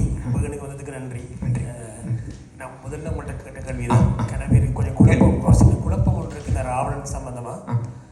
இப்போ இந்த ராமாயணம் வந்து உண்மையில் இந்த இதிகாசமாக இப்போ இந்த நாடகம் சிவகுமாரன் அந்த வசனங்கள் கேட்டுருப்பீங்க. இப்போ இந்த இதிகாசமாக இல்லாட்டி வரலாறான்றது வந்து மிகப்பெரிய ஒரு குழப்பம். இப்போ நாங்கள் படிக்கிற காலத்தில் படித்தது வந்து அது வந்து ஒரு இதிகாசம் கற்பனை கதை தான் சொல்லப்பட்டது. ஆனால் இப்போ நீங்கள் சொல்லும்போது கணக்கு விஷயம் வந்து நீங்கள் சொல்கிறீங்க வந்து அது ஒரு வரலாறு சார்ந்தபடியும் சொல்கிறீங்க. அதை பற்றி ஒரு விளக்கம் தேவை உண்டு. மற்றது வந்து இரண்டாவது வந்து அது வரலாறாக இருந்தால் இப்போ நீங்கள் சொன்னதன்படி பார்க்கல அது நார்த் இந்தியாவிலேருந்து வந்திருக்க வேண்டுமெண்டா ராவணன் வந்திருக்க வேண்டுமெண்டா அந்த காலகட்டத்தில் இலங்கையில் ராவணன் இருந்திருந்தால் எப்படி வந்திருக்கலாம் என்ன அந்த நாங்கள் சொல்கிறோம் வந்து கப்பல் கட்டினது சோழர்கள், அதுக்கு பிறகு தான் கப்பல் கட்டி வெளியில் எல்லாம் வந்தது. அப்படி பார்க்கல அவ்வளவு தூரம் அங்கே இருந்து கடல் கடந்து எவ்வாறு சீதையை கொண்டு வந்திருக்கலாம். புஷ்பக விமானம் என்றதெல்லாம் ஒரு கற்பனையாக நாங்கள் எடுத்துக்கொண்டால் நீங்கள் வரலாறுன்னு சொல்றீங்கன்னு சொன்னால் அது என்னென்று நாங்கள் நிரூபிக்கலாம். இது நம்ம வந்து நிறைய கட்டங்களாக பார்க்கணும் இல்லைங்களா. இப்போது ஒரு முழு கற்பனை வந்து எப்பயுமே வெல்லாது. அப்போ என்ன ஆகும்னா ஒரு உண்மையை எடுத்துப்பாங்க, அதுக்கு மேலே ஒரு கற்பனையை கட்டமைப்பாங்க. இப்போ என்ன ஆகும்னா ஒரு நபர் இருக்கிறார் அப்படின்னா அவர் நமக்கு வேண்டிய நபராக இருந்திருந்தால் அவர் பண்ண நல்லதை 2 மடங்காக சொல்லுவாங்க. வேண்டாத நபராக இருந்திருந்தால் அவர் பண்ண கெட்டதை 10 மடங்கு சொல்லுவாங்க. இதுதான் எல்லாருக்கும் இருக்கக்கூடிய மரபு. இந்த கதையை பொறுத்த வரைக்கும் இந்த கதையை வேணால் நமக்கு வந்து ராமாயணம் அப்படின்னா குறிப்பிட்ட மக்களுடையது அப்படின்னு நம்ம திருப்பி யோசிக்கிறது தான் அதில் இருக்கிற பிழை. ராமாயணம் நடந்த காலகட்டத்தில் புத்தர் பிறக்கவில்லை, உறுதியாக தெரியும். ஏன்னா அவர்களே புத்த மதத்தை சேர்ந்தவர்களே ராமர் புத்தரின் அவதாரம் என்று சொல்கிறார்களே தவிர, அதாவது புத்தர் ராமரின் அவதாரம் என்று சொல்கிறார்களே தவிர புத்தருக்கு பின்னாடி ராமர் பிறந்தார்னு அவர்களே சொல்லலை. அப்போ புத்தரே பிறக்கலைன்றப்போ ராமர் வந்து புத்த மதத்தினரா அப்படின்ற கேள்வி அர்த்தமற்றது, முடிஞ்சு போய். அந்த காலத்தில் புத்தர் இல்லை அப்படின்றது நமக்கு ஒரு பக்கம் தெளிவாகி விட்டது. இன்னொரு பக்கம் இந்த ராமாயண கதை நடந்த காலகட்டம் என்ன அப்படின்னு பார்த்தோம்னா, இங்கே தான் வந்து மிக முக்கியமான சில ஆய்வுகளை நம்ம தவற விடுறோம். தமிழ்நாட்டில் கலியாண்டுன்னு ஒரு ஆண்டு கணக்கு இருக்குது. யாராவது கேள்விப்பட்டிருக்கீங்களா? தமிழ் நாட்காட்டியில் பார்த்தீங்கன்னா கலியுக சகாப்தம் கலியாண்டுன்னு போடுவாங்க. அந்த கலியாண்டு எப்போ ஆரம்பிக்குதுன்னா கிமு 3102வது வருஷம் ஆரம்பிக்குது. இந்த உலகத்தில் எவ்வளவோ ஆண்டு கணக்கு இருக்குது. அந்த எல்லா ஆண்டு கணக்கில் இருந்தும் மாறுபட்ட ஒரு ஆண்டு கணக்கு கலியாண்டுன்ற கணக்கு. ஏன்னா இப்போ ஆண்டு நம்ம கணக்கு என்ன சொல்லுவோம்னா ஒரு ஆண்டு பிறக்கிற ஆண்டு தானே சொல்லுவோம். இப்போ என்ன நடந்துக்கிட்டு இருக்குது, இப்போ என்ன ஆண்டுன்னு கேட்டால் நம்ம என்ன சொல்லுவோம்? 2024. இப்போ யார்ட்டாவது வயசு கேட்டால் நம்ம வந்து நடந்துகிட்டு இருக்க வயசை சொல்லணுமா முடிஞ்ச வயசை சொல்லணுமா? முடிஞ்ச வயசு தானே சொல்லணும். அப்போ இது என்ன ஆண்டு? இப்போ 2023 தானே. ஆனால் ஏன் வந்து 2024ன்றோம்? ஏன்னா இப்போ இருக்கிற ஆண்டு முறை பார்த்திங்கன்னா நடக்கிற ஆண்டு தான் ஆண்டு. கலியாண்டு முறையில் மட்டும் நடந்து முடிஞ்ச ஆண்டு தான் ஆண்டு. என்ன காரணம்னா கலியாண்டுங்கிறது ஒரு குறிப்பிட்ட நபர் இறந்ததின் நினைவாக தொடங்கப்பட்டது. சரிங்களா? இறந்து போன நபர் யார் அப்படின்னு பார்க்குறப்போ கலி அப்படிங்கிற சொல்லுக்கு சமஸ்கிருதத்தில் எதிர்மறையான அர்த்தம் வந்து கலியுகம் அப்படிம்பாங்க, கலிகாலம் அப்படிம்பாங்க. இப்போ கலின்றது சமஸ்கிருதத்தில் எதிர்மறையான அர்த்தம். தமிழில் கலி என்பது மங்களகரமானது, மகிழ்ச்சியானதுன்னு அர்த்தம். ஆறுகலித்தனர், கலியுக ராமன் ராஜாக்கு பேர் சொல்கிறோம், கலியன் அப்படின்னு தமிழ்நாட்டில் பேர் வைக்கிறோம் இல்லையா? இந்த கலியாண்டு கணக்கு இருக்குல்ல, இந்த கணக்கு யாரை அடிப்படையாக கொண்டு தொடங்குகிறதுன்னா கிருஷ்ணர்னு சொல்கிறோம் இல்லைங்களா, கண்ணன், அவருடைய பேர் கலி. அவர் இறந்த ஆண்டு கிமு 3102 அப்படின்னு ஆண்டு கணக்கை நாம் பயன்படுத்தி இருக்கிறோம். இன்னைக்கு வரைக்கும் அதுக்கு வந்து 100 கல்வெட்டுக்கு மேலே சான்று இருக்கு. இவங்க சொல்லக்கூடிய கணக்குப்படி முதல்ல பிறந்தது ராமர், அடுத்து பிறந்தது கிருஷ்ணர். ஒத்துக்கூடிய கணக்கு தானே. அப்போ அந்த கலியாண்டு கணக்கு வச்சு பார்த்தோம்னா கிருஷ்ணர் பிறந்த ஆண்டே கிமு 3000க்கு போகுது. அதில் என்ன சிறப்பு அப்படின்னா அந்த காலகட்டத்தில் இந்தியாவில் ஆரியரும் இல்லை, பௌத்தரும் இல்லை. இந்தியாவில் யார் இருந்தாங்கன்றதுக்கு 2 பேருக்கு தான் சான்று இருக்குது. ஒன்று, தமிழர்கள் இருந்தார்கள் என்று நாம் நிறுவ முடியும். இன்றைக்கி நம்ம ஆய்வுகள் மூலமாக பார்க்குறோம். இப்போ சமீபத்தில் சிவகலை அப்படிங்கிற ஊரில் கிடைச்ச ஒரு இரும்பு மாதிரியினுடைய காலம் கிமு 3000க்கு போயிருக்கு. கிமு 3000க்கு போயிருக்குது. அஃபிஷியலாக நான் சொல்கிறேன், சிவகலைங்கிற பகுதியில் கிடைச்ச ஒரு இரும்பு மாதிரியினுடைய காலம். அப்போ தமிழர்கள் அந்த காலத்தில் நாம் இருந்திருக்கிறார்கள்னு சொல்ல முடியும். ரெண்டாவதாக, சிந்து சமவெளியில் இப்போது இருக்கக்கூடிய சமயம் சார்ந்த எந்த ஒரு விடயங்களும் நமக்கு கிடைக்கவில்லை. ஆனால் தோலாவீராங்கிற பகுதியில் அங்கே லிங்கங்கள் கிடைத்திருக்கின்றன. அப்போ நம்ம வரலாற்று ரீதியாக பார்த்தோம் அப்படின்னா இந்த காலகட்டத்தில், இந்த கிமு 3000க்கு முற்பட்ட காலகட்டத்தில் நடந்த ஏதோ ஒரு கதை இருந்திருக்கிறது இந்த மண்ணில் நம்ம புரிஞ்சிக்க முடியுது, அந்த கதையினுடைய தொடர்ச்சியை வச்சு. பின்னாடி வேறு சில மதங்கள் வருகின்ற பொழுது அந்த கதையை அவங்களுக்கு ஏற்ற மாதிரி எழுதிக்கிறாங்க. அந்த கதையை வந்து அவங்க மதத்தை பரப்புறதுக்காக எழுதிக்கிட்டாங்க. எல்லா மதத்திற்கும் ராமாயணம் இருக்குது, கிறிஸ்துவ மதம் உள்பட. ஆமாம் இருங்க, கிறிஸ்துவ மதம் உள்பட எல்லா மதத்திற்கும் ராமாயணங்கள் இருக்குது. வந்தவொடனே ராமாயணத்தை வந்து அவங்களோட கதை அப்படின்னு எழுதிப்பாங்க. அந்த கதை பழசு, ஆனால் அவங்களுக்கு ஏற்ற மாதிரி எழுதிக்கிறாங்க அப்படின்றத நம்ம பார்க்க முடியுது. அப்போ இந்த கதை யாருடைய கதை? இந்த கதையை வந்து ஒருத்தன் எடுத்துக்கணும்னா அவன் இந்த மண்ணில் கிமு 3000க்கு முன்னாடி இருந்திருக்கணும் இல்லையா? ராவணன் வந்து சிவனை வழிபட்டான் என்றால் நம்ப முடியும். அதே அவர் வந்து பௌத்தர்னு சொன்னால் எப்படி நம்ப முடியும்? தொல்லியல் சான்றுகள் ஒத்துக்கணும் இல்லையா? அப்போ இதெல்லாம் எடுத்து நாம தான் முன் வச்சு பேசணும். இந்த பகுத்தறிவுன்ற பேரில் இந்த கதைகளை இழக்கிறது இருக்குல்ல. நீங்கள் வந்து சேப்பியன்ஸ்னு ஒரு புத்தகம் நிறைய பேர் படிச்சிருப்பீங்க. சேப்பியன்ஸ்ன்ற புத்தகம், அந்த புத்தகத்தில் ஒரு விஷயம் சொல்லுது. ஒரு 100 மாடு இருக்கும், ஒரே ஒரு சிங்கம் இருக்கும். 100 மாடும் சேர்ந்து திட்டம் போட்டு ஒரு சிங்கத்தை கொல்ல முடியுமா? கொல்லுமா? கொல்லாது இல்லை. ஆனால் மனிதர்கள் மட்டும் எப்படி ஒற்றுமையாக சேர்ந்து இவ்வளோ பெரிய விஷயத்தை கட்டமைக்கிறோம்? ஏன்னா மனிதர்கள் கதைகளை நம்புகிறோம். நம்முடைய பலம் என்னன்னா நம்ம கிட்ட இருக்கிற கதை. இறையாண்மைங்கிறது ஒரு கதை. இறையாண்மை யாராவது கண்ணால் பார்த்துருக்கீங்களா? நாடுங்கிறது ஒரு கதை இல்லையா? அப்போ ஒரு கதையை நம்பக்கூடிய ஒரு கூட்டத்துக்கு தான் சமுதாயம் அப்படின்னு பேர். சேப்பியன்ஸ் உள்ள யுவால் நோவா ஹராரி சொல்றாரு, நம்ம பார்க்குறோம் இல்லைங்களா? அப்போ அந்த கதை தான் நம்முடைய பலவீனம். நம்ம வந்து அறிவை கொண்டு வந்து அங்கே பயன்படுத்தி அந்த கதைகளை வந்து நம்முடைய கதைகளை அடுத்தவர்களுக்கு தாரையாக இருக்கின்ற பொழுது நம்ம என்னன்னா வலிமை குன்றியவர்களாக ஆகிறோம். அப்படிதான் வந்து நம்முடைய வலிமை இழக்கப்பட்டது. அப்படிதான் நம்ம வந்து எளிதாக உடைந்து போகக்கூடியவர்களாக மாற்றப்பட்டோம். அதனால ஒரு கதை தானே போகுது அப்படின்னு நம்ம அதை முதல்ல கருதக்கூடாது. இன்னொருத்தவங்க அந்த கதைக்கு உரிமை கொண்டாடுறாங்க அப்படின்னா அந்த கதையில நம்முடைய பங்கு என்னங்கிறத சொல்லணும். அதுக்கு அடுத்தது 3வது அவங்க ஒரு விஷயம் கேட்டிருந்தாங்க, இலங்கைக்கு வந்து எப்படி போயிருப்பாங்க அப்படின்னு சொல்லிட்டு. அதனால தான் அவங்க தெளிவாக கப்பலில் போனாங்கன்னு சொல்லாமல் பாலம் கட்டி போனாங்க அப்படின்னு அந்த கதையில இருக்கு இல்லையா? கப்பலில் போனாங்கன்னா நம்ம கிமு 3000ல் கப்பல் இருந்ததா அப்படின்லாம் நம்ம கேட்கலாம். அது போக வந்து அந்த விமானத்தில் புஷ்பக விமானம்ன்ற ஒரு கருத்து நோக்கம் பற்றி அவங்க கேட்டிருந்தாங்க. நான் இது குறித்து என்னுடைய ஆயுத தேசம்ங்கிற புத்தகத்தில் எழுதியிருக்கிறேன். அந்த புத்தகத்தில் நான் எழுதியிருக்கிறேன். ஏன்னா நம்ம என்ன நினச்சிக்கிறோம்னா இப்போ இருக்கிற எல்லாமே புதுசாக வந்தது, இதெல்லாம் யாருமே வந்து ஆய்வே பண்ணலை அப்படின்னு நம்ம நினச்சிக்கிட்டு இருக்கோம். அது வந்து ரொம்ப தவறான ஒரு எண்ணம். இன்றைக்கி வந்து நம்ம கிட்ட டாக்குமெண்டடாக சில விஷயம் இருக்கிறதுனால முன்னாடி டாக்குமெண்டடாக எந்த விஷயமே இல்லைன்னு நம்ம நினைக்கக்கூடாது. சில ஆய்வுகள் நடந்திருக்கும். ஏன்னா அந்த புஷ்பக விமானத்து தொடர்பான அந்த செய்தியில் பார்த்தீங்கன்னா கம்பர் எப்படி சொல்கிறாருன்னா, அதை அவங்க பார்க்குறாங்க அந்த விமானம் எங்கே போச்சுன்னு பார்க்குறப்போ அது வந்து ரன்வேல வந்து விமானம் போய் மேலே எழுமுல்ல, அந்த மாதிரி கொஞ்சம் தூரத்துக்கு வந்து சக்கரை இருக்குது, டக்குன்னு இல்லைன்ற அப்படியே மேலே பறிஞ்சுன்னு சொல்லலாம்ல. ஓடி போய் டேக் ஆஃப் ஆச்சுன்னு எதுக்கு எழுதணும்? விமானத்தை பற்றி தெரியல அப்படின்னா எப்படி அப்படி எழுத முடியும்? புரியுது இல்லைங்களா? அந்த மாதிரி அதில் சில செய்திகள் இருக்குது. இது போக கும்பயா விமானங்கள்னு யாராவது கூகுள் பண்ணுங்கள். கொலம்பியா அந்த பகுதியில் பார்த்தீங்கன்னா சின்ன அளவில் தங்கத்தால் செய்யப்பட்ட விமானங்கள் கிமு 1000வது ஆண்டு வாக்கில் செய்யப்பட்ட விமானங்கள் கிடைக்கிது. அந்த விமானங்களை பெருசாக செஞ்சு ஜெர்மன் சயின்டிஸ்ட் பறக்க வச்சு காமிச்சிருக்காங்க. கேட்குறாங்க இல்லைங்களா? அதுக்கெல்லாம் வாய்ப்பு இருக்கா, அந்த தொழில்நுட்பம் இருந்திருக்கான்ட்டு. ஐரோப்பியர்கள் அந்த தொழில்நுட்பங்கள் இருந்திருக்கிறது என்று தான் இப்போது சொல்கிறார்கள். அதனால் அந்த கதையில் வந்து ஒட்டுமொத்தமாக அதை நம்ம வந்து ஒரு மூட நம்பிக்கை அப்படின்னு பார்க்காம ஏதோ ஒரு இடத்துல இருந்து அந்த கதை எடுக்கப்பட்டது, அந்த கதையில் வந்து எல்லாமே இருந்திருக்குதுன்றதை பார்க்கணும். அந்த கதை வந்து நம்ம வந்து எப்படி நம்முடையதாக்கி கொள்ளணும் அப்படின்னு நம்ம பார்க்கணும். இதில் வந்து நம்முடைய அறிவை நம்ம பயன்படுத்தணும் அப்படின்ற பேரில் அதை தூக்கி போடுறப்போ அதை பிடித்து கொள்வதற்கு நிறைய பேர் காத்துட்ருக்காங்க.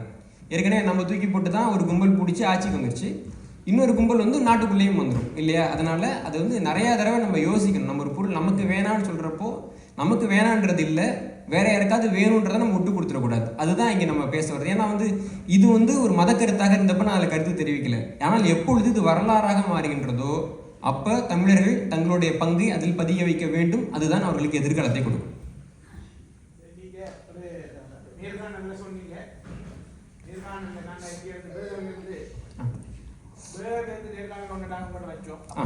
ராவணன் வந்து இலங்கை இல்ல, அங்க நடந்து போன இடத்துல தாம்பரத்துல ஒரு தீவுல தான் ராவணன் ஆட்சி இருந்தது சொன்னீங்க. இப்ப நீங்க சொல்றீங்க ராவணன் இலங்கை. அன்னைக்கு நீங்க கேட்டப்போ நீங்க வால்மீகி ராமாயணம் பத்தி கேட்டீங்க. வால்மீகி ராமாயணம் படி ராவணன் இலங்கை இல்லை, அவர் வந்து இந்த ஒரிசா கிட்டக்கு இந்த தீவுல இருந்தாருன்னா வால்மீகி ராமாயணத்துல இருக்குது. கம்ப ராமாயணப்படி தான் ராவணன் இலங்கை. அப்ப ராவணன் என்பது ராவணன் என்பது உண்மையா பொய்யா? இல்லைங்க, இப்போ ராவணன்கிற ஒரு விஷயம் இல்லாட்டி இந்த ராமாயணம்ங்கிற கதை வந்திருக்காது இல்லைங்களா? அந்த கதை முழுக்க உண்மையாக போயின்னா அதில் உண்மையும் இருக்கும் பொய்யும் இருக்கும். ஆனால் ராவணன்கிறது ஒரு முழு கற்பனைன்னு நம்ம சொல்ல முடியாது. ஏன்னா மதங்கள் வர்றதுக்கு முன்னாடி, இதிகாசங்கள் வர்றதுக்கு முன்னாடி இருந்த கதை இது. அப்போது இந்த கதை எழுதுறதுக்கு ஏதாவது ஒரு காரணம் இருந்திருக்கும் இல்லைங்களா? எந்த ஒரு அடிப்படையுமே இல்லாத ஒரு முழுமையான கற்பனை அப்படின்னு சொல்லிட முடியாது. ஒருவேளை இந்த கதை யாருக்குமே தேவையில்லாட்டி நம்ம அந்த விலைக்கு போயிடலாம். ஆனால் இந்த கதை இன்றைக்கு 2 நாடுகளின் தலையெழுத்தை தீர்மானிக்க போகிறது. அதோட சென்சிட்டிவிட்டி என்னன்னு நீங்கள் பார்த்துக்கோங்க. இந்த கதையை வந்து நீங்கள் விரும்பினாலும் விரும்பலைனாலும், இப்போ வந்து சில பேர் சொல்லுவாங்க தேர்தல் எனக்கு எதுக்கு அப்படிம்பாங்க. தேர்தல் உங்களுக்கு தேவையில்லைன்னா நீங்கள் போடாத ஓட்டுக்கும் சேர்த்து தான் நீங்கள் ஆளப்படுவீங்க. அதே மாதிரி இந்த கதை தேவையில்லைனாலும் கூட இந்த கதையை யார் கையில் வைத்திருக்கிறார்களோ அவர்களால் தான் 2 நாடுகள் ஆளப்பட போகின்றன. அப்போ அந்த சென்சிட்டிவிட்டி வர்றப்போ நம்ம வந்து அதுக்கு எதிர்வினையாற்ற வேண்டிய தேவை இருக்கிறது. அதனால தான் நம்ம மாற்றுகிறோம். சிங்கள சிங்களர்கள் வந்து ஒரு குறிப்பிட்ட காலத்துல துட்டகாயம் தான் எங்கட வரலாறு சொன்னாங்க. இப்ப வந்து கடைசியா வந்து ஒரு இதுக்குள்ள ராவணன் புத்த விகாரத்துல ராவணன் ஆபரணங்கள் இருந்ததுன்னு சொல்லியும், ஆகவே ராவணன் சிங்களர் என்றும் காட்ட இப்ப முற்படுறாங்க. ஏன்னா நாங்கள் அன்று தொட்டும் இன்று வரைக்கும் இலங்கையை ஆள்ற ஒரு நபராக இருக்கிறோம் என்ற இது, அது உண்மையா பொய்யா? ஒரு காலகட்டத்தில் இலங்கையில் ராவணன் தொடர்பாக கிடைத்த சான்றுகளை சிங்கள அரசு தான் மறைச்சது. இப்போ இதுக்கு மேலே மறைக்க முடியாதுன்றப்ப என்ன சொல்ல முடியும்? மறைக்க முடியாது. இனிமேல் ராவணன் இருந்தான்னு நிரூபணம் ஆகிடும். மறைக்க முடியாதுன்னு என்ன பண்ணுவாங்கன்னா ராவணன் எங்கால் தான் சொல்லுவாங்க. இது இயல்பு. நாம் ராவணனை வந்து ஏன் தூக்கி போட்டோம் அப்படின்னா நமக்கு அறிவு இல்லை, ஆனால் அவர்களுக்கு அறிவு இருக்கிறது. இதுதான் அதில் வேறுபாடு. வணக்கம். மிக அருமையாக உங்களுடைய பதில்களை நீங்கள் கொடுத்து கொண்டிருக்கீங்க. நோர்வேக்கு நீங்கள் எங்களை வந்து சந்திச்சிருக்கும் சந்தோஷம். நான் இந்த ராவணன் தமிழ் என்ற விஷயங்கள் நாங்கள் பார்த்து கொண்டு போய்க்கு வந்து எங்களுக்கு அடிப்படையாக ஒரு விஷயம் தெரிய வருது என்று சொன்னால், தமிழுக்கும் சைவத்துக்கும் இடையில் ஒரு தொடர்பு ஒன்று இருக்குது. நான் நிறைய என்று சொல்கிறதோ சமயம் என்று சொல்கிறது நான் அதை முன் வைக்கலைங்க. அந்த அதை பற்றிய உங்களுடைய கருத்தையும், அதை பற்றி பலவிதமான விவாதங்கள் இருக்குது. தமிழ்நாடாக இருக்கட்டும், வேறு இடங்களாக இருக்கட்டும், அந்த விவாதம் ஒன்று இருக்குது. ஆனால் எல்லாருக்கும் இருக்கிற சந்தேகம் என்று சொன்னால், அது எவ்வளவு பழமைக்கு போகுது. தமிழ் மொழி தான் முதல் மொழி, பழமையான மொழி என்றைக்கு அதோட சைவம் தொடர்ந்து கொண்டே வருது. இதை நீங்கள் உங்களோட பார்வையில் எப்படி பார்க்குறீங்க? தொல்லியல் ரீதியாக பார்க்குறப்போ அதிகாரப்பூர்வ வரலாற்றின்படி கிமு 1600ஆவது ஆண்டுக்கு முன்பாக இந்தியாவில் சிவலிங்கங்கள் வைத்து வழிபடப்பட்டிருக்கின்றன. இப்போ நீங்கள் இப்போ இருக்கிற எல்லா மதத்தையும் எடுத்துக்கிட்டிங்கன்னா அதிகபட்ச தொல்லியல் ஆதாரம் இருக்கக்கூடியது வந்து சைவத்துக்கு தான் இருக்குது இல்லைங்களா? அப்போது நம்ம ஒரு கட்டத்துக்கு மேலே பின்னாடி போனோம்னா அப்போ என்ன இருக்கோ அதை வச்சு தான் பேச முடியும். இப்போ வந்து கம்ப்யூட்டர் டைப் பண்ணாருன்னு நம்ம எழுத முடியாது. கம்பர் காலத்தில் கம்ப்யூட்டர் இல்லைல்ல. அதே மாதிரி தான் நாம் தமிழர்களுடைய வரலாறு பின்ன கொண்டு போகிறப்போ அதில் வந்து சைவத்தினுடைய பங்கு இருக்கும். ஏன்னா நம்ம பார்க்குறோம், அபார்ஜின் பழங்குடியினர் வந்து இன்றைக்கி வந்து உடம்பு முழுக்க சாம்பலை பூசிக்கிறாங்க. நம்முடைய நிறைய பழக்க வழக்கங்கள் அவங்க கூட ஒத்துப்போகுது, ஆஸ்திரேலியாவில் ஒத்துப்போகுது. அப்போது அபாரிஜின்கள் ஆஸ்திரேலியாவுக்கு வந்து இங்கே போகிறதுக்கு முன்னாடியே வந்து ஏதாவது ஒரு வகையில் இந்த வழிபாடு இருந்திருக்க வேண்டும். இது மாதிரி ரோசலின் மைல்ஸ் அப்படிங்கிறவங்க அவங்க ஒரு புத்தகம் எழுதியிருக்கிறாங்க, உலக வரலாற்றில் பெண்கள் அப்படின்னு ஒரு புத்தகம் எழுதியிருக்கிறாங்க. அவங்க வந்து உலகத்தின் பல்வேறு இடங்களில் லிங்க வழிபாடு இருக்குன்றத அவங்களே பட்டியலிட்டிருக்காங்க. அவங்க காஸ்மோபாலிட்டன் பத்திரிகையினுடைய எடிட்டர் இல்லைங்களா? அப்போது ஓரளவுக்கு நம்ம பின்னோக்கி கொண்டு போக முடியும் அப்படின்னா அது வந்து சைவத்தை தான் கொண்டு போக முடியும். ஏன்னா சைவத்தில் வந்து 2 விதங்கள் இருக்குது. ஒன்று லிங்க வழிபாடு, அதை மட்டும் கொண்டது. ரெண்டாவதாக பார்த்தீங்கன்னா வானியல். நம்ம வந்து இந்த வானியல் தொடர்பை விட்டுட்டோம். இப்போது நமக்கும் வானியலுக்கும் என்ன தொடர்பு? சிவனுக்கு எதுக்கு வந்து நீலகண்டன்னு பேர்? எதுக்கு அவர் கழுத்து நீளமாக இருக்குன்னு சொல்லணும்?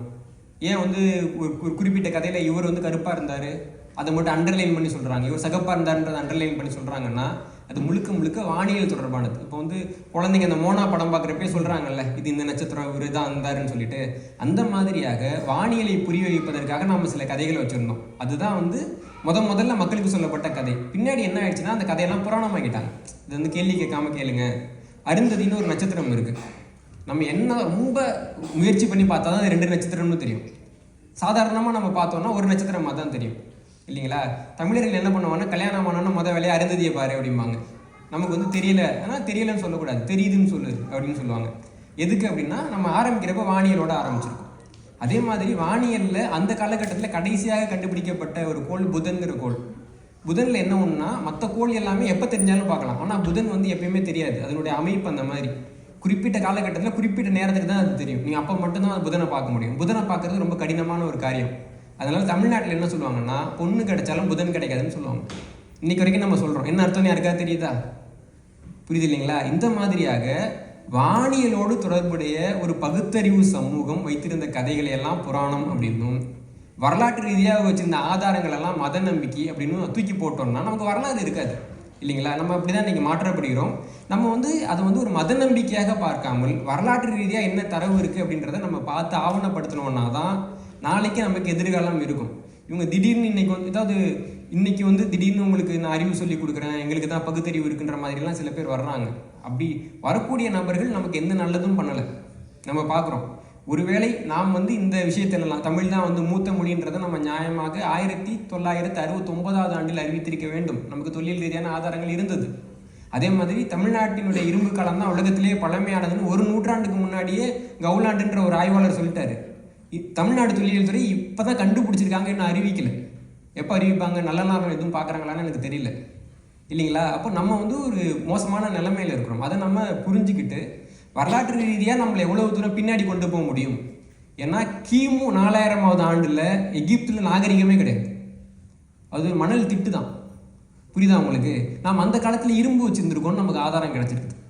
அதை பற்றி பெருமைப்படக்கூடிய அளவுக்கு கூட நமக்கு வரலாற்று அறிவு இல்லை அப்படின்னா நம்ம அதுக்கு மேலே ஒன்றும் சொல்ல முடியாது. அதுக்கு மேலே நம்ம என்ன பண்ணலாம்னா, ஏதாவது இந்த நியூசிலாந்தில் ஆடு இருக்குல்ல, அது கூட போய் படுத்துக்கலாம் இல்லையா? நம்ம அறிவுக்கு நம்ம அப்படி தான் இருக்க முடியும். ஆனால் இதை நாம் மேலே கொண்டு வந்துட்டோம் அப்படின்னா தான் நல்லது. ஏன்னா இன்றைக்கி நம்ம நிறையா ப்ராப்பர்ட்டி பற்றி பேசுகிறோம். இன்றைக்கி ஐரோப்பிய நாடுகள், பணக்காரர்களாக இருந்த நாடுகள் இன்றைக்கி வீழ்கின்றன பார்க்குறோம்.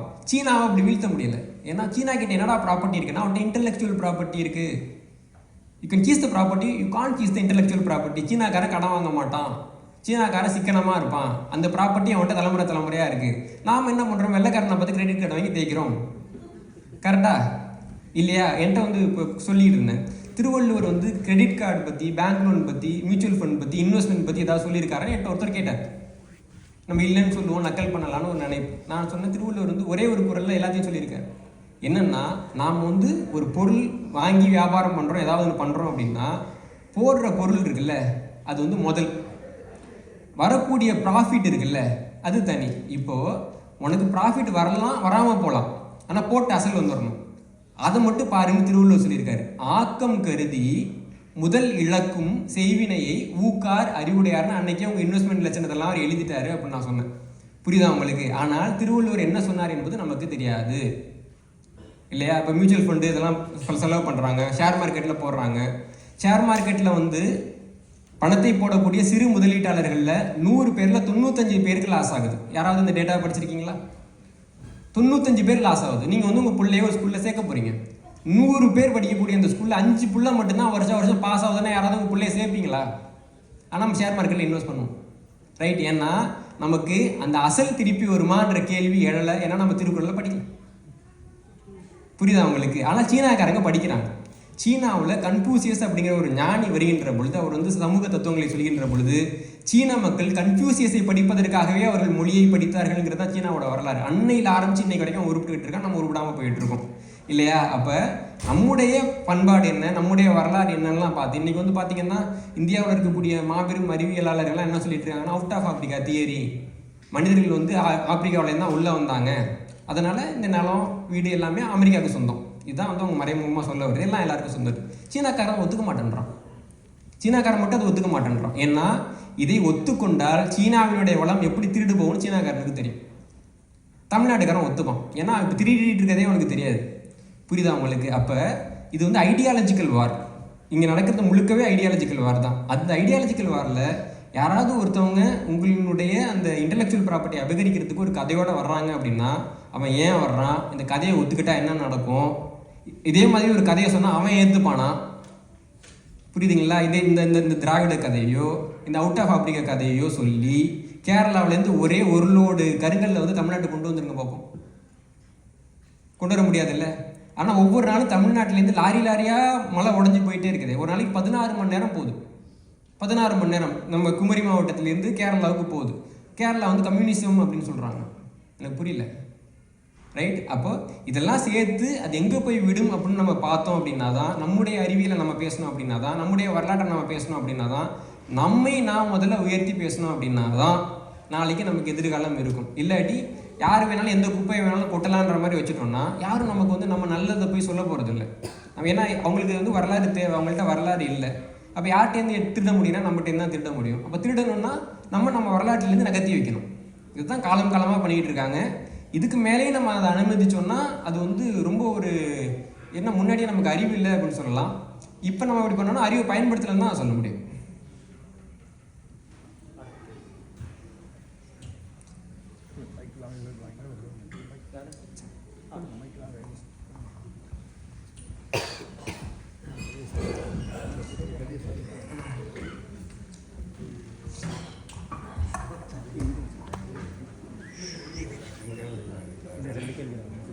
ரெண்டு நாட்டினுடைய அரசியலை தீர்மானிக்கிற சக்தி என்று சொல்லிங்க. அது ஏற்கனவே நடந்து கொண்டிருக்கிறது. ராமன் என்ற ஒரு அரசன் இருந்திருக்கலாம். ஆனால் ராமன் வந்து வரலாற்றில் சொல்லப்படுற மாதிரி பெரிய ஒரு அரசன் இல்லைன்னு சொல்லப்படுது. அந்த அரசனை இப்போ கடவுளாகிறது வரைக்கும் வந்துடுது. நான் சுருக்கமாக கதைக்கிறேன். கடவுளாகிற வரைக்கும் வந்து இப்போ இந்தியா முழுவதுக்குமான ஒரு பொதுவான கடவுளாக ஆக்கப்படுறாங்க. அது அங்கே இந்தியாவில் நடந்து கொண்டிருக்கு. அதே நேரத்தில் இலங்கையில் நீங்கள் நான் ராமாயணத்தை விட்டு பார்த்தால் ராவணன் என்ற ஒரு மன்னன் இருந்திருக்கிறார். ஏனென்று சொல்லி சொன்னால் திருகோணமலையில் இன்றைக்கும் ராவணன் வெட்டு அது மலையில இயற்கையாக வந்திருக்கலாம். ஆனால் ராவணன் வெட்டு இருக்குது. அதை விட எங்களை மரபு ரீதியான கதைகள் இருக்குது. ராவணன் வந்து தன்னுடைய அங்கே வந்து அந்த கன்னியா மலையில் வெந்நீர் கிணறுகள் இருக்குது. அதில் இருந்து தான் அது வந்து ராவணன் வந்து தன்னுடைய தாயாருக்கு இறுதிக்கிரையை செய்கிறதுக்காக ஏற்படுத்திய கிணறுகள் என்ற மரபு கதை எங்களோட தமிழ் சமூகத்திட்ட இருந்தது. சிங்கள சமூகம் வந்து ராவணனை பற்றி கவலைப்படவே இல்லை. எனக்கு சொல்லி சொன்னால் ராவணன் கெட்டவர், அப்படித்தான் கதைகள் எங்களுக்கு சொல்லப்பட்டது. ராவணன் கெட்டவர் என்றபடியாக அவரை சொந்தம் கொண்டாடுறதுக்கு யாரும் விரும்பலை. அப்போ 2003ஆம் ஆண்டு ஒரு புத்தபிக்கு வாரார் வந்து சொல்றார் வந்து நாங்கள் ராவணனுடைய வரலாறு நூல்களை வந்து ஒரு விகாரையில் எடுத்திருக்கிறோம். அதில் இருந்து தான் ஆரம்பிக்கப்படுகிறது. ஏனென்று சொல்லி சொன்னால் அதைத்தான் நான் இந்த நாடகத்திலையும் கூத்தினது. அதாவது வந்து அவங்க இப்போ யோசிக்கிறாங்க வந்து விஜயனுடைய வருகைக்கு பிறகுதான் தங்களுடைய வரலாறு தொடங்குறதா சொல்லியிருக்காரு. இப்போ தான் பல்ல கடிக்கிறாங்க வந்து நாங்கள் 2000 ஆண்டுகளுக்குள்ளே எங்களோட வரலாற்றை சுருக்கிட்டோம். அப்போ பின்னுக்கு எப்படி போகலாம் என்று பார்க்கறதுக்கு கிடைச்ச கருவிதான் ராவணன். ஏனென்றால் ராவணனுடைய வரலாறு 6000 ஆண்டுகள் என்று சொல்லப்படுது. அப்போ அதுக்காக கிடைச்ச ஒரு பொருள் தான் ராவணன். அப்போ இதை வந்து இது தீர்மானிக்கப்படுது. அதுக்கு பிறகுதான் வந்து இந்த 2003ஆம் ஆண்டு அந்த பின்ன சொன்னதுக்கு பிறகுதான் வந்து ராவண பழைய அப்படியான சிங்கள அமைப்புகள் ராவணனுடைய பெயரில் சிங்களவர் அமைப்புகள் ஏற்படுத்தினது இதுக்கு பிறகுதான் நடக்குது. இது வந்து ஒரு அரசியல் ரீதியான, அதாவது வந்து மதமும் அரசியலும் வந்து ஒன்றோடு ஒன்று கலந்தது. மதம் மூலமாக ஏற்படுத்தப்படுகிற ஆதிக்கத்தை வந்து அரசியல் நோக்கத்துக்காக பயன்படுத்துறது. இதுதான் 2 நாட்டில் நடந்திருக்குது. நீங்கள் சொன்னது முற்றுமுழுதாக சரி. 2 நாட்டினுடைய வரலாற்றை தீர்மானிக்க போகிறது இந்த கதைகள் தான். அப்போ அதை ராமாயணத்தை நாங்கள் சரியாக புரிஞ்சு கொள்ள வேணும்ன்றது என்னுடைய. ஆமாம், இதில் என்னென்னா ஒரு நபர் வந்து வீழ்த்தப்படுறாரு அப்படின்றத வந்து அதை வச்சே அவர் வந்து நம்ம கைவிட்ட முடியாது. ரொம்ப எளிமையாக சொல்கிறேன். கேரளா பக்கத்தில் ஒரு ஸ்டேட் இருக்குது. ஓணம்னு சொல்லி ஒரு விழா கொண்டாடுறாங்க தெரியுமா? வெள்ளைக்கிழமை புடவெல்லாம் கட்டுவீங்களே, ஓணம் புடவை. ஓணம் எதுக்காக கொண்டாடுறாங்க? மகாபலின்னு ஒரு சக்கரவர்த்தி இருந்தார். அவரை வாமன அவதாரம் எடுத்து விஷ்ணு கொன்னுட்டாரு அப்படின்னு அந்த மகாபலியினுடைய மக்களாகிய கேரள மக்கள் கொண்டாடுற பண்டிகைக்கு பேர் தான் ஓணம்னு பேர். கேரளாவில் இருக்கிறவன் என்னைக்காவது மகாபலி இன்னும் தோத்து போன ஒருத்தவனை என்னோட அரசன்னு சொல்கிறதுக்கு வெக்கப்பட்டிருக்கானா?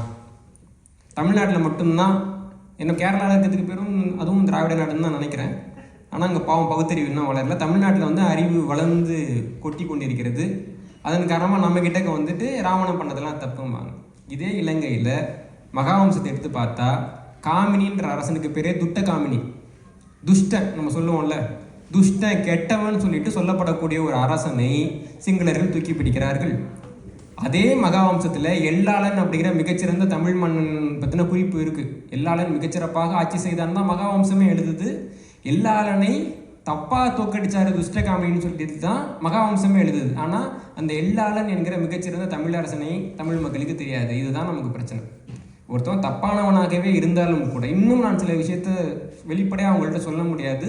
கவிக்கு அப்துல் ரஹ்மான் அவர்கள் நரம்பு அருந்த யாழ் அப்படின்னு ஒரு புத்தகம் எழுதியிருக்கிறார். அதில் வந்து ரொம்ப மேம்போக்காக ஒரு செய்தியை நான் பதிவு பண்ணுறேன். என்னென்னா, ஒரு தமிழரசர் ஆட்சியில் இருக்கிறார், ஒரு பிரத்தியார் இருக்கிறார். இந்த பிரத்தியார் வந்து தமிழரசரை வீழ்த்தணும் அப்படின்னு முடிவு பண்ணுறப்போ தான் பெத்த தாயை தப்பாக பயன்படுத்தினா மட்டும்தான் தமிழரசனை வீழ்த்த முடியும் என்ற நிலை வருகின்ற பொழுது பெத்த தாயை தப்பாக பயன்படுத்தி தான் நாங்கள் ஆட்சியை பெற்றோம் என்ற குறிப்பு சிங்கள வரலாறுல இருக்கு. புரியுதா உங்களுக்கு? வெக்கப்படுறாங்களா? அவங்க வெக்கப்படுறாங்களா? நாம் அறிவே இல்லாமல் போயிட்டு ராவணன் வந்து பெண் பித்தன்னு சொல்கிறோமே, கம்பர் எழுதியிருக்காரா பெண் பித்தன்னு எழுதியிருக்கிறாரா? ராவணன் வந்து சீதையை தூக்கிட்டு போகிற பொழுது ஜடாயு எதிரில் வர்றாரு. பார்த்த ஜடாயு ராவணனை பார்த்து என்ன கேட்குறாருன்னு கம்பர் எழுதுறான்னா, ஏன்டா ஆரம்பிச்சுன்னு கேட்குறாரு. இனி ஏன் தொடங்கினை என்று கேட்டார் என்று கம்பர் எழுதுகிறார். சீதைக்கு முன்பாக ராவணன் ஒரு பெண்ணை தூக்கியதாக எந்த இடத்துலையும் கம்பராமாயணத்தில் குறிப்பு கிடையாது. இதே ஜடாயு 2 ரெக்கையும் அறுக்கப்பட்டு கீழே விழுந்து கிடக்கிறாரு. ராமன் வந்து பார்க்குறான், பார்த்துட்டு என்னுடைய மனைவி போயிட்டா, 3 உலகத்தையும் நான் அழிக்க போகிறேன் அப்படின்னு வர்றப்போ அந்த ஜடாயி ராமனை பார்த்து சொல்கிறாரு, குல பழி கூட்டி கொண்டீர் அப்படின்றாரு. புரியுதா? நீ ஏற்கனவே பண்ண தப்போட இன்னொரு தப்பையும் பண்ணாத. அதே ஜடாயு என்ன சொல்கிறாரு, உங்கள் அப்பா ஒரு தப்பு பண்ணான், ஒரு இடத்துல வந்து ஏதோ மான் மெய்துன்னு நினச்சிட்டு ஒரு பையன் மேலே அம்பு போட்டான். அதன் காரணமாகத்தான் இந்த சிரவணன் இறந்தது, சாபம் வந்தது, எல்லாம் நடந்திருக்குது. உங்கள் அப்பா அவசரத்தில் பண்ண மாதிரி நீயும் அவசரத்தில் பண்ணாதரா அப்படின்னு சொன்னதான் வந்து கம்பர் எழுதுறாரு. அப்போ யாரு பெண் பித்தன் இதுல? ராமன் உத்தமன் என்றால், சீதை பத்தினி என்றால், ராவணன் வந்து பெண் பித்தன்னு சொல்ல முடியாது. இவ்வளோதான் நம்ம சொல்ல முடியும் இல்லைங்களா? சும்மா நம்ம மேலே புழுதி வாரி வீச வேண்டியது, நம்மளும் வந்து அது அறிவே இல்லாமல் கேட்க வேண்டியது, என்ன அந்த ஆவணத்தில் இருக்குன்னு பார்க்காம கேட்க வேண்டியது. ஒரு காட்சியில் ராவணன் வந்து சண்டை போட்டுக்கிட்டு இருக்காரு, கம்பர் எழுதுறாரு. சண்டை போடுறப்போ முதுகு பக்கத்தில் வந்து அவருக்கு ரத்தம்லாம் வருது. ஆச்சரியமாக போச்சு. இப்படி ராவணன் வந்து எப்பயுமே புறமுதுகு காட்டவே மாட்டான்னு சொல்லுவாங்க, முதுகில் எப்படி அவனுக்கு காயம்னு சந்தேகம் வர்றப்போ இப்போ வந்து விபீஷணன் வந்து இந்த பக்கம் இருக்கிறான், ராமன் பக்கம் இருக்கிறான். அப்போ விபீஷணன் சொல்கிறான், என்ன நடக்கும்னா, ராவணன் வந்து மனுஷங்க கிட்ட சண்டை போட்டு அவனுக்கு அழுத்து போச்சு. அதனால அவன் வந்து யானையை கூட தான் சண்டை போடுவான். அப்படி சண்டை போடுறப்ப சில யானைகள் அவன் மார்பிலே முட்டி தந்தங்கள் உடைந்து கொள்ளும். அந்த தந்தங்கள் எடுக்கப்படாமல் ராவனுடைய மார்பிலே இருந்தது. இந்த போரில் அவன் நெஞ்சில் அடிபடுறப்போ முன்னாடி போன அந்த தந்தம் தான் பின்னாடி வந்ததே தவிர ராவணன் ஒருபொழுதும் புறமிதுகு காட்டியது இல்லை அப்படின்னு பதிவு பண்ணுறது கம்பராமாயணம். அந்த ராவணன் இவங்களுக்கு கோழை இல்லையா? புரியுதா உங்களுக்கு? அப்போ நமக்கு எவ்வளவு சிறப்புகள் இருந்தாலும் நமக்கு வரலாற்று அறிவு இல்லை அப்படின்னா எதிராளிகள் இப்படி புழுதியை வரி துற்றத்தான் செய்வார்கள். அப்போ நம்ம என்ன பண்ணோம்னா, அவனை பற்றி அவன் வரலாறுல என்ன இருக்குது, சிங்களருடைய வரலாறு என்ன இருக்குது, தெலுங்கருடைய வரலாறு என்ன இருக்குது நம்ம பார்த்துட்டோம் அப்படின்னாலே, அதை நம்ம பதிலுக்கு கேட்டோம் அப்படின்னாலே அவங்க ஒரு வார்த்தை பேச மாட்டாங்க. ஆனால் நம்ம என்ன பண்ணுறோம்னா, நம்ம நெத்தியிலே டஸ்ட்பின்னே எழுதி ஒட்டியிருக்கிறோம். அதனால் யார் என்ன கொட்டினாலும் நம்ம வாங்கிக்கிறோம், பதில் கேட்குறது இல்லை இல்லைங்களா? அதனால் வந்து அதை வந்து கொச்சைப்படுத்தி பேசுகிறாங்க. இதே நீங்கள் வந்து ஒரு பிரேசில் மாதிரியான நாட்டிலலாம் போய் பார்த்தீங்கன்னா அவங்க வந்து சில நடனங்கள் ஆடுவாங்க, எவ்வளோ சின்ன உடையை போட்டுட்டு நடனம் ஆடுறாங்கன்னு நம்ம பார்க்குறோம். சில நாடுகளில் பாரம்பரிய உடை அப்படின்னு சொல்லிட்டு ஒரு சின்ன துணியை தான் உடுத்துறாங்க, நம்ம பார்க்குறோம் இல்லைங்களா? அங்கே போயிட்டு அதை அநாகரிகம்னு வேணா சொல்லிட்டு அந்த நாட்டை விட்டு உயிரோடு வந்துட முடியுமா? தமிழ்நாட்டில் மட்டும் மேடை போட்டு இவங்களாம் நாகரிகமே இல்லை காட்டு மிராணிகன்னு பேசலாம்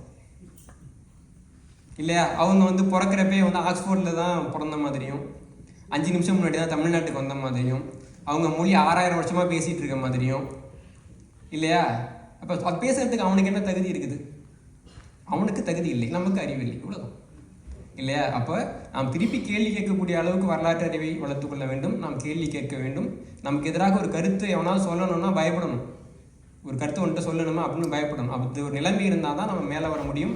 கதை தானே, யாராவது ஒருத்தவங்க ஒன்று சொல்லிட்டு போகிறான் அப்படின்னு நம்ம விட்டுட்டு போனதான் இன்றைக்கி நம்ம வரலாறு இல்லையா?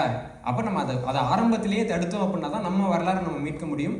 இது வந்து நம்ம வந்து ஒரு பெருமைக்கு சொல்கிறோன்னு கிடையாது, நாம் நம் வாழ்க்கையை காப்பாற்றிக்கொள்ள செய்ய வேண்டியது கடமை அப்படின்னு தான் அதை புரிஞ்சுக்கணும். நன்றி.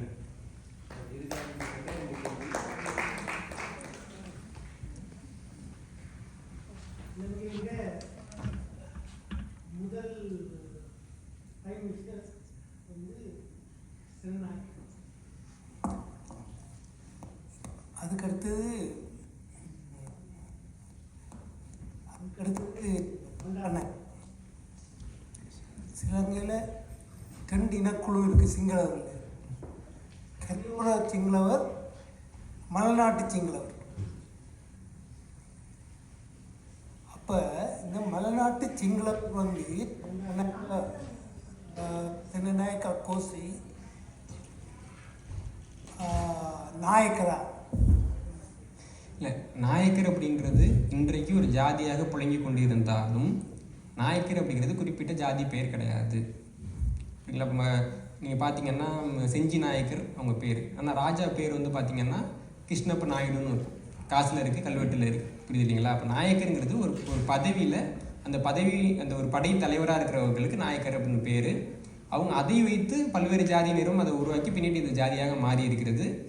அப்படி தான் நம்ம அதை புரிஞ்சிக்க முடியும் இல்லைங்களா? அதுவும் அந்த வார்த்தையும் கூட வந்து தெலுங்குலேருந்து தமிழுக்குள்ள, தமிழில் இருந்ததை தெலுங்கர்கள் எடுத்து தெலுங்காக மாற்றிக்கிட்டாங்க. அப்படி தான் இருக்குது. அதனால் வந்து அதை மட்டும் வச்சு நம்ம எதையும் கட்டமைச்சிட முடியாது. கண்டி சிங்களவர் வந்து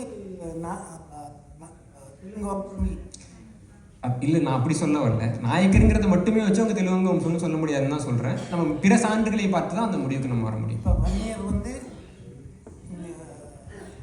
வன்னி பிரதேசத்தில் வன்னியர், இங்கேயும் இருக்காங்க வன்னியர். அது தமிழ்நாட்டில் இவங்களுக்கு தொடர்பு இருக்கா? அது கொஞ்சம் நிறைய ஆய்வு செய்யணும். ஏன்னா நம்ம இப்போ இருக்கிறத வச்சு நான் அது சொல்லிட முடியாது. ஏன்னா அது வந்து ஒரு 2 கோடி பேர் சம்மந்தப்பட்ட ஒரு செய்தின்றதுனால இங்கே இருக்கிற மக்களும் அது தொடர்பாக ஒரு ஐயம் எழுப்புனாங்க அப்படின்னா நம்ம அதை பற்றின ஆய்வு தரவுகளை வெளியிடலாம். நன்றி.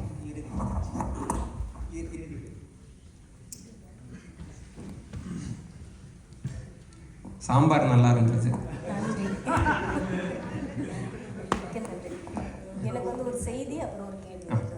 செய்தி வந்து நாங்கள் இந்த திருநெல்வேலி பக்கம் வந்து நாங்களும் வந்து இந்த மாவழி ராசா வர அப்படின்னு சொல்லி தீர்த்தப்போ கொழுக்கட்டெல்லாம் செஞ்சு வீட்டெல்லாம் டெக்கரேட் பண்ணுவோம். ஆனால் எங்களுக்கு வந்து இந்த மாவழி ராசாவுக்கும் கிருஷ்ண பரமாத்மா கிடைக்குது. நாங்கள் மாவழி ராசா வந்தால் வீடு செழிப்பாக இருக்கும் அப்படிங்கிறதுக்காக மட்டும் கொண்டாடுவோம். இன்னொரு கேள்வி வந்து இந்த ராமர் பாலம் அப்படின்னு சொல்கிறாங்க. இப்போ நம்ம வந்து 1000 வருஷத்துக்கு முன்னாடியே கல்லணை கட்டியிருக்கோம், ஓடுற ஆற்றை தடுத்து. இவ்வளோ தூரம் டெக்னாலஜியில் பெரிய ஆள் நாம். அப்போது நாம் கண்டிப்பாக இங்கேருந்து இலங்கைக்கு பாலம் போட்டிருப்போம். அதை ஏன் வந்து அதை பற்றின ஆராய்ச்சி ஏன் எதுவும் இல்லை எதுவும் இருக்குது? அதை பற்றின விஷயம் எனக்கு தெரியணும். இது இப்போ நமக்கு இருக்கிற ராமர் பாலம் இருக்கு இல்லைங்களா, அது வந்து ரொம்ப அதாவது நம்ம சொல்லக்கூடிய கதையை விட பழமையான ஒரு பகுதி தான் அது. அதை மட்டுமே வச்சு அதுதான் ராமர் பாலம்னு நம்ம சொல்ல முடியாது. அது தொடர்பாக வந்து நியாயமாக ஆய்வு செய்யப்படணும். ஆனால் இவங்க என்னென்னா, இவங்க வந்து சேது சமுத்திர திட்டம்னு ஒரு திட்டம் கொண்டு வந்தாங்க. அந்த திட்டத்தை செயல்படுத்தணுங்கிற வேகத்தில் ராமர் பாலம் இல்லை, ராமர் வந்து எந்த இன்ஜினியரிங் காலேஜில் கட்டினாங்க. அதாவது நமக்கு ஒரு காரியம் ஆகணுன்றதுக்காக இருக்கிற தரவுகளை வச்சு தான் பேசிகிட்டு இருக்காங்களே தவிர, இப்போ தமிழருக்கு ஏதாவது ரொம்ப பழமையான ஒரு விஷயம் இருக்குதுன்னு நம்ம தரவோடு சொன்னால் கூட அவங்க ஒத்துக்க மாட்டாங்க. அதில் அவங்க எப்படி ஆய்வு பண்ணி நமக்கு சொல்லுவாங்க? புரியுதா உங்களுக்கு? அப்போது நம்ம எதை சொன்னாலும் அதை வந்து குதர்க்கமாக, ஏன்னா இது வந்து எவனோ ஒருத்தவனோட வரலாறு தானே. அதெல்லாம் குதர்க்கமாக பேசுகிறது, அது வந்து முட்டாள்தனமாக பார்க்குறது, அது ஒரு கதையாக பார்க்குறதுன்றத வந்து இவங்க வந்து ஒரு செயல்முறையாக வச்சுருக்கிறாங்க. இதுதான் வந்து நமக்கு ரொம்ப எரிச்சலாக இருக்குது. ஏதாவது ஒரு ஆய்வு பண்ணி நம்ம வந்து சொல்கிறத நம்ம ஏற்றுக்கணும்னு சொல்லவே இல்லை. இது தொடர்பாக சில ஆய்வு பண்ணி இந்த இவங்களே இந்த திராவிட இயக்கத்தினர் போட்டில் புத்தகத்திலே சொல்கிறாங்க, கிமு 5ஆம் நூற்றாண்டுலேயே வந்து பாலி மொழியில் ராமாயணம் வந்துருச்சு அப்படின்னு சொல்கிறாங்க. இவங்களே என்ன சொல்கிறாங்க, ராமன் வந்து தப்பானவன் அப்படின்னு சொல்கிறாங்க. ஏன்னா இவங்க வந்து பழமைக்கு மேற்கோள் காட்டுறது பௌத்த ராமாயணம், திட்டத்துக்கு மேற்கோள் காட்டுறது வந்து வால்மீகி ராமாயணன்ற மாதிரியான ஒரு ஸ்டாண்டில் தான் இருக்கிறாங்க. அப்போது இங்கே என்ன நம்ம ரொம்ப அடிப்படையாக பார்க்கணும்னா, ஆய்வுகளே நடக்கலை. ஆய்வு பண்ணுறதுக்கு முன்னாடி ஒரு முடிவு வச்சுக்கிட்டு அந்த முடிவுக்கு என்னென்ன சான்றாதாரங்கள் வந்து அவங்களுக்கு துணையாக இருக்குமோ அந்த சான்றாதாரங்களை வச்சுக்க வேண்டியது. இப்போ பொதுவாக வந்து ஆய்வு எப்படி நடக்குன்னா, ஒரு ஹைப்போதிசிஸ்னு ஒன்று வைப்பாங்க. ஒரு ஹைப்போதிசிஸ் வச்சு அந்த ஹைப்போதிசிஸை ஆய்வு பண்ணி ப்ரூவோ டிஸ்ப்ரூவோ பண்ணுவாங்க. கரெக்டுங்களா? இப்போது இது வரைக்கும் வைக்கப்பட்ட ஹைப்போதிசிஸ் என்னன்னு பார்த்தீங்கன்னா, இப்போ சங்க இலக்கியம்னு ஒன்று கிடைக்கிறப்போ ஒரு குரூப் வந்து அது பழமையானது இல்லைன்னு சொல்லுது, இன்னொரு குரூப் வந்து பழமையானதுன்னு சொல்லுது. இதில் பழமையானதுன்னு சொன்னால் பார்த்தீங்களா, அவங்களாம் பிற்போக்குவாதின்னு சொல்லிட்டு பழமையானது இல்லைன்னு சொன்னவங்களாம் முற்போக்கு அப்படின்னு சொன்னாங்க. இரும்பு காலம் வந்து ரொம்ப பழமையானது அப்படின்னு ஒரு குரூப் சொல்லிட்டு, இன்னொரு ஆளுங்க பார்த்தீங்கன்னா இரும்பு காலம் பழமையே இல்லைன்னு சொன்னாங்க. பழமையே இல்லைன்னு சொன்னாங்க இல்லைங்களா, அவங்களுடைய ஹைப்போதிசிஸ் தான் ஏற்றுக்கிட்டாங்க. தமிழி பழசா பிராமி பழசா அப்படின்னு வர்றப்போ தமிழி பழசு கிடையாது, பிராமி தான் பழசுன்னு சொன்னவங்கள தான் இந்திய அரசாங்கமும் தமிழக அரசும் கொண்டாடியது. அப்போது இவங்களோட வேலை என்ன? தமிழனுக்கு ஆதரவாக ஹைப்போதீசிஸை கூட ஏற்றுக்கிறதுக்கு கூட மனசு இல்லாமல், ஒரு ஹைப்போதீசிஸ் கூட தமிழனுக்கு ஆதரவாக வந்துடக்கூடாது. ஏன்னா தீசிஸ் எப்படி வரும்?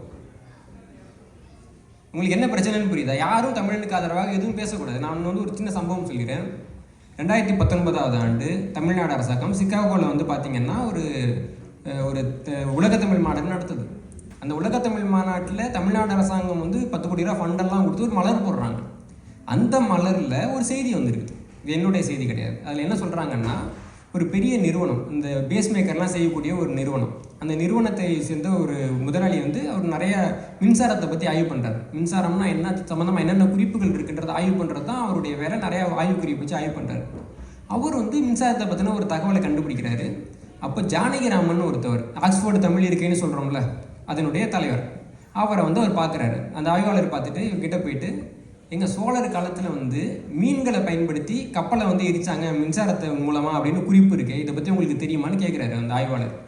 ஜானகிராமன் எனக்கு தெரில அப்படின்னு சொன்னதுக்கப்புறமா, இது சம்மந்தமாக என்ன குறிப்பு இருக்குன்றப்ப இந்த மாதிரி பழைய நூல் 13ஆம் நூற்றாண்டு சேர்ந்த ஒரு நூலை நான் படித்தேன் அப்படின்னு அவர் சொல்கிறாரு. இந்த செய்தியை ஜானகிராமன், ஆக்ஸ்போர்டு தமிழ் இருக்கையினுடைய தலைவர் சொல்கிறாரு. இந்த செய்தி வந்து தமிழக அரசினுடைய உலகத்தமிழ் மாநாட்டு மலரில் வருது. அதுக்கப்புறமா வந்து அது அதிமுக ஆட்சியில் இருந்தப்போ நான் ஃபாலோ பண்ணிகிட்டு இருந்தேன். திமுக ஆட்சியில் நான் பண்ண முடியல. சரி, இவங்களுக்கு இந்த தகவல் தெரியட்டுமே அப்படின்னு சொல்லிட்டு நான் அதை வந்து ஒரு இடத்துல பதிவு பண்ணுறேன். இப்படி ஒரு தகவல் இருக்குது, இது என்னன்னு பாருங்க அப்படின்ட்டு தான் சொல்கிறேன்.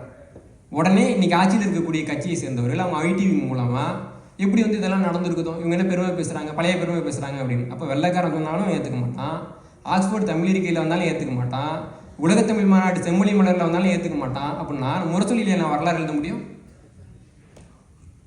புரியுதா உங்களுக்கு? அப்போது நம்மை வந்து அவமானப்படுத்துவது மட்டும்தான் அவங்க நோக்கம், வேறு ஒன்றுமே கிடையாது. நீங்கள் எவ்வளோ பெரிய சிறப்பை வேணாலும் கொண்டு வாங்க, அவமானப்படுத்துவாங்க. இதே போல் இந்தியாவில் நீங்கள் வேறு எந்த தேசிய இனத்தையும் நடத்திட முடியாது. யாரையும் இந்த மாதிரி நீங்கள் சொல்லிட முடியுமா?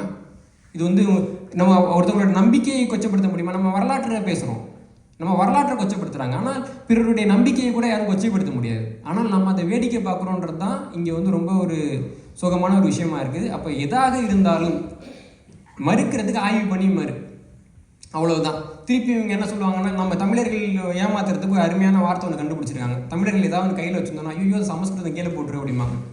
ஒரு பாட்டு பாடிக்கிட்டு இருப்போம், அதுக்கு வந்து ஏதாவது ஒரு நல்ல தமிழ் பேர் இருக்கும், அது சமஸ்கிருத பேராக மட்டும் மாற்றிட்டா போதும், அது வந்து பிராமணர்களுக்கு சொந்தம், நம்ம தூக்கி போட்டுருணும் அந்தாண்ட. புரியுதா உங்களுக்கு? பரதநாட்டியம் பேர் வச்சிட்டோம்னா நம்ம வந்து என்ன பண்ணோம்னா, பரதநாட்டியம் ஆடுறதுக்கு பதிலாக கூத்து தான் ஆடணும். ஏன்னா நம்ம பரதநாட்டியத்தை எதிர்க்கணும். ஏன்னா பரதநாட்டியம் என்னோடது, அப்போது அதை நான் மீட்கணுமா எதிர்க்கணுமா? இசை என்னோடது, அப்போ நான் அதை மீட்கணுமா எதிர்க்கணுமா? இந்த நிலம் என்னோடது, நான் மீட்கணுமா எதிர்க்கணுமா? ராவணன் என்னுடைய அரசன், நான் மீட்கணுமா எதிர்க்கணுமா? இவ்வளோதான் கேள்வி, புரியுதுங்களா? ஆனால் இந்த சிக்கலை தான் தமிழ் சமூகம் வந்து ரொம்ப இயல்பாக கடந்து போகிறாங்க. வரலாற்றினுடைய அந்த இழப்பு எவ்வளோ பெருசுன்ட்டு நமக்கு தெரியாது. நீங்கள் யூரோப்பில் இருக்கிறீங்க, யூரோப்பில் வந்து பார்த்தீங்கன்னா இந்த ஆங்கிலேயர்கள்லாம் பார்க்கணும், ஹாலிவுட்டில் படம் எடுக்கிறான். என்னென்னு எடுக்கிறான்? கிரேக்கர்கள் வந்து அவங்க முன்னோர் மாதிரியும், ரோமானியர்கள் அவங்க முன்னோர் மாதிரியும், ஸ்பார்டன்ஸ் வந்து வீரர்கள் மாதிரியும் படம் எடுக்கிறாங்க. ரோமானிய கலாச்சாரத்தை யார் அழிச்சது? படிச்சிருக்கோமா? ரோமானிய கலாச்சாரத்தை அழித்தது ஜெர்மானியர்கள். ஜெர்மானியர்கள் வெளிவந்தவர்கள் ஆங்கிலேயர்கள். ஆனால் அவங்க யாரை முன்னோர்னு சொல்கிறாங்க? யாருடைய கலாச்சாரத்தை அவர்கள் அழித்தார்களோ அவர்களையும் முன்னோர்கள் என்று படம் எடுத்து கொண்டிருக்கிறார்கள். நாளைக்கு நம்ம அழிஞ்சிட்டோம்னா கூட ஹாலிவுட்காரன் அப்படி தான் படம் எடுப்பான். புரியுதா உங்களுக்கு? இதுதான் இங்கே இருக்கக்கூடிய சிக்கல். அப்போது வரலாறு இல்லாதவர்களுக்கு அந்த வழி தெரியும். இன்றைக்கி வந்து தெலுங்கு பேசக்கூடிய மக்களுக்கு நம்மளை மாதிரி 3 மடங்கு நல்ல வரலாறு தெரியும். என்ன காரணம்? அவர்கள் நமக்கு சங்க காலம் நடந்து நம்ம சங்க இலக்கிய தமிழ் மன்னர்களால் ஆளப்பட்டப்போ அவங்க சாதவாகனர்கள் என்கிற அயல்மொழி பேசக்கூடிய பிராமியில் எழுதக்கூடிய மன்னர்களால் ஆளப்பட்டார்கள்.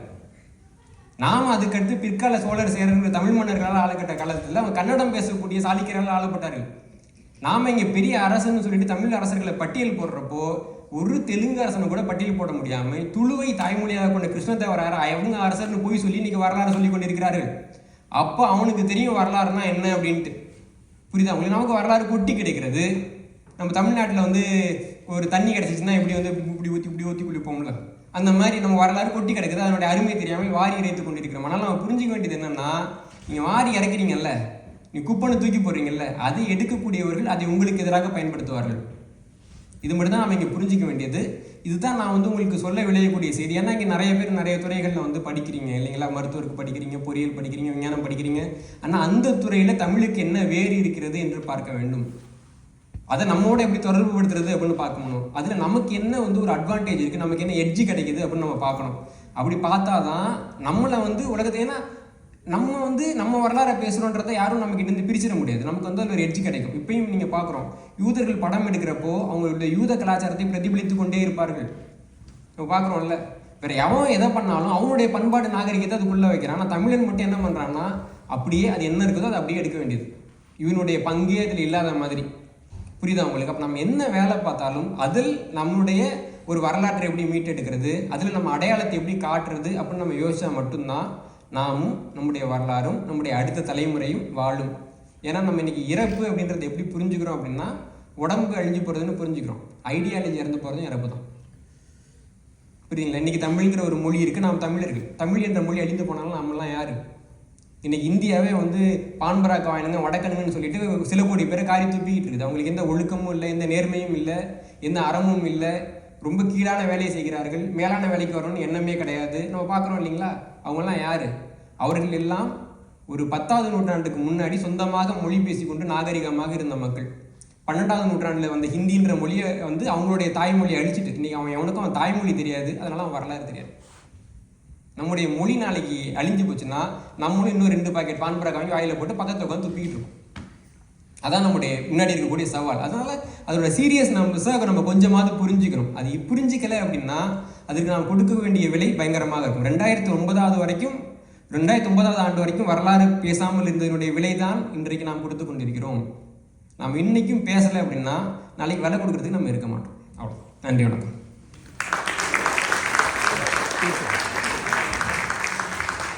ஏதாவது கேள்விகள் தான்? இல்லை, நான் கேட்க விரும்பினது உண்மையில் நான் கேட்கல, மைக்கெலாம் கேட்குறேன். இல்லை, நான் உண்மையில் இந்த கேள்வி முதலாவதாக கேட்டிருக்கணும் உங்கள்கிட்ட. சாரி, கடைசியாக கேட்குறேன்.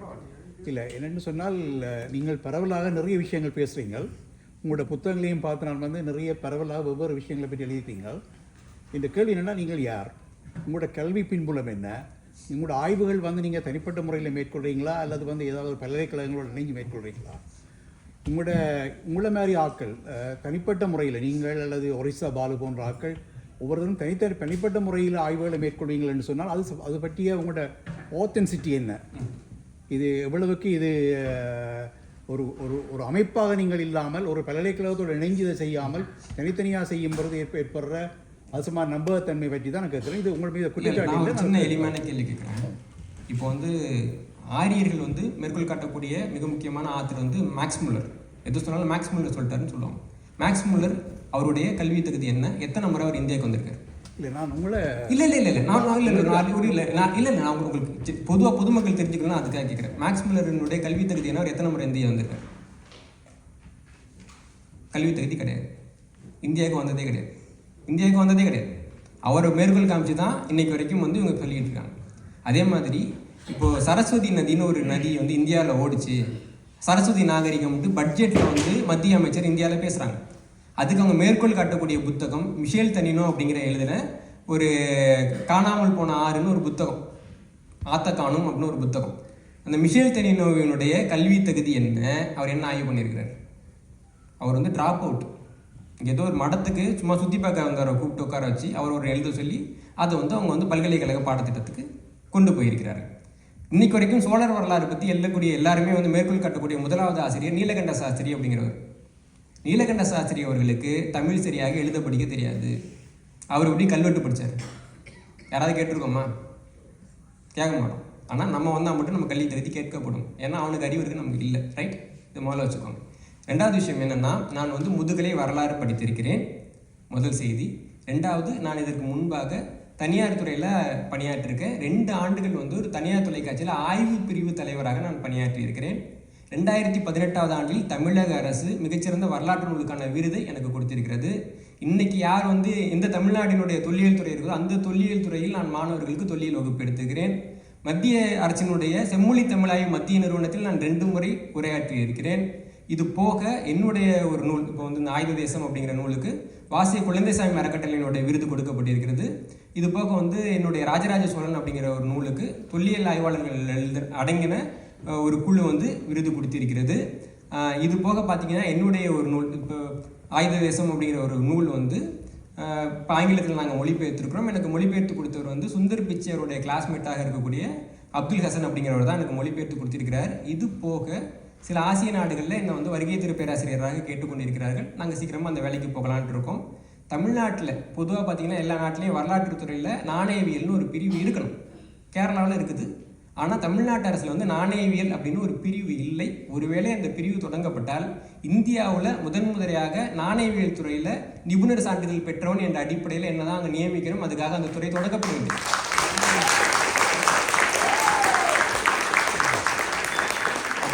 இந்த கேள்வியெல்லாம் வரும்னு எனக்கு தெரியும். அதனால் 2018 வரைக்கும் நான் தமிழ் தேசியம் பேசலை. எனக்கு என்ன தகுதி வந்ததுக்கு பிறகு நாளைக்கு யாராவது கேள்வி கேட்டால் பதில் சொல்லணும்னு காத்து இருந்துட்டு இவர்களுடைய சான்றிதழ்களை வாங்கி கொண்டு அதற்கு பிறகு தான் நான் பேச வந்திருக்கிறேன். தமிழர்கள் இந்த நிலையில் தான் இருக்கிறார்கள். நன்றி.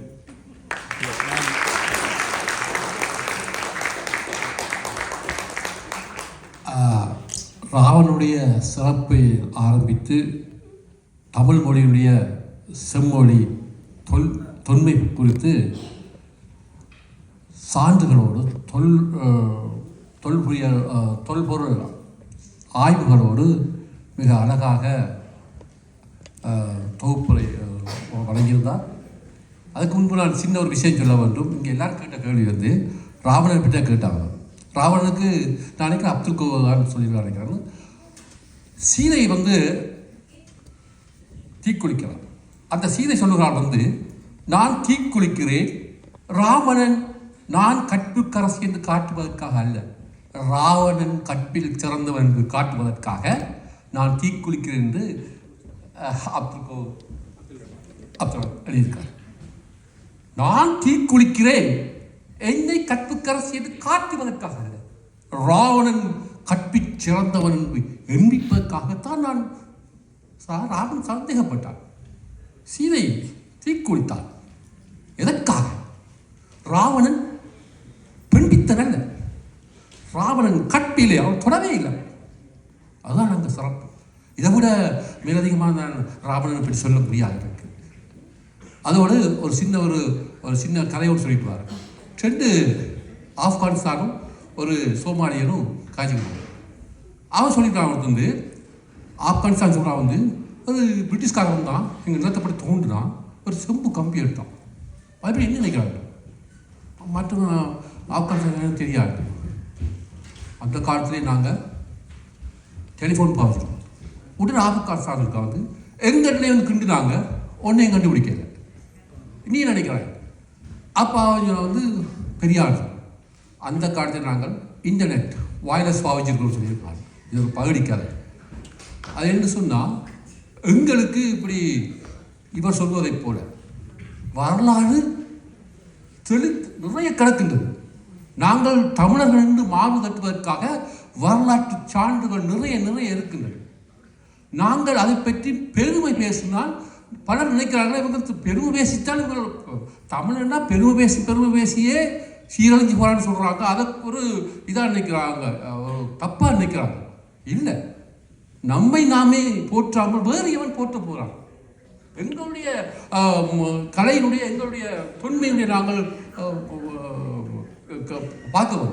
அது எங்களை இளம் சமுதாயத்தினர், அது மருத்துவத்துறையாக இருந்தால் என்ன, விஞ்ஞானத்துறை, எங்களை தமிழர்கள் இங்கே இருக்கிற எல்லாத்துக்கும் துறமான முன்னோடியாக இருக்கிறாங்க. அவங்க இவர் சொன்னது போல தமிழுக்கு அது எங்கே போய் முடிகிறதுங்கிற ஒவ்வொருத்தரும் பார்க்கணும். இங்கே நிறைய ஆண்டோர்கள் இருக்கிறாங்க, கல்விமான்கள் இருக்கிறாங்க. அப்போ நாங்களே பார்க்கணும் என்று சொல்லிக்கொண்டு எங்களுக்கு எங்களுக்கு சிறப்பான இந்த மொழி ஆய்வு பற்றி எங்களுக்கு அதுக்கு இப்பொழுது நாங்கள் வரவேற்புரைக்கு நாங்கள் வரப்போகின்றோம். நன்றி. ஓகே இல்லை பயந்துட போகிறாங்க, எல்லாம் நேரம் இதாகிடுச்சு. ஓகே, முதல்ல வந்து இவ்வளோ நேரம் பொறுமையாக இருந்து இவ்வளோ நேரம் பொறுமையாக இருந்து இதை கேட்டு ரசித்த எல்லாருக்கும் என்னோட அன்பான வணக்கங்கள். 2 தாங்க நன்றி உரையும். அதுக்கப்புறம் நம்ம லாட்ரி இருக்குது, லாட்ரி முடித்தோன்னே நம்ம முடிச்சிடலாம், அவ்வளோதான். நன்றி உரை ஆரம்பிக்கிறதுக்கு முன்னாடி 2 விஷயம் மட்டும் சொல்லிடுறேன். பொதுவாக வந்து பார்த்தீங்கன்னா இந்த சிறப்பு விருந்தினர்களை கூப்பிடும்போது அவங்களே நமக்கு அனுப்புவாங்க. அவங்க வந்து எப்படின்னா இந்த வடிவேல் சொல்கிற மாதிரி ஊத்தப்பத்துக்கு சொல்கிற மாதிரி சொல்லுவாங்க.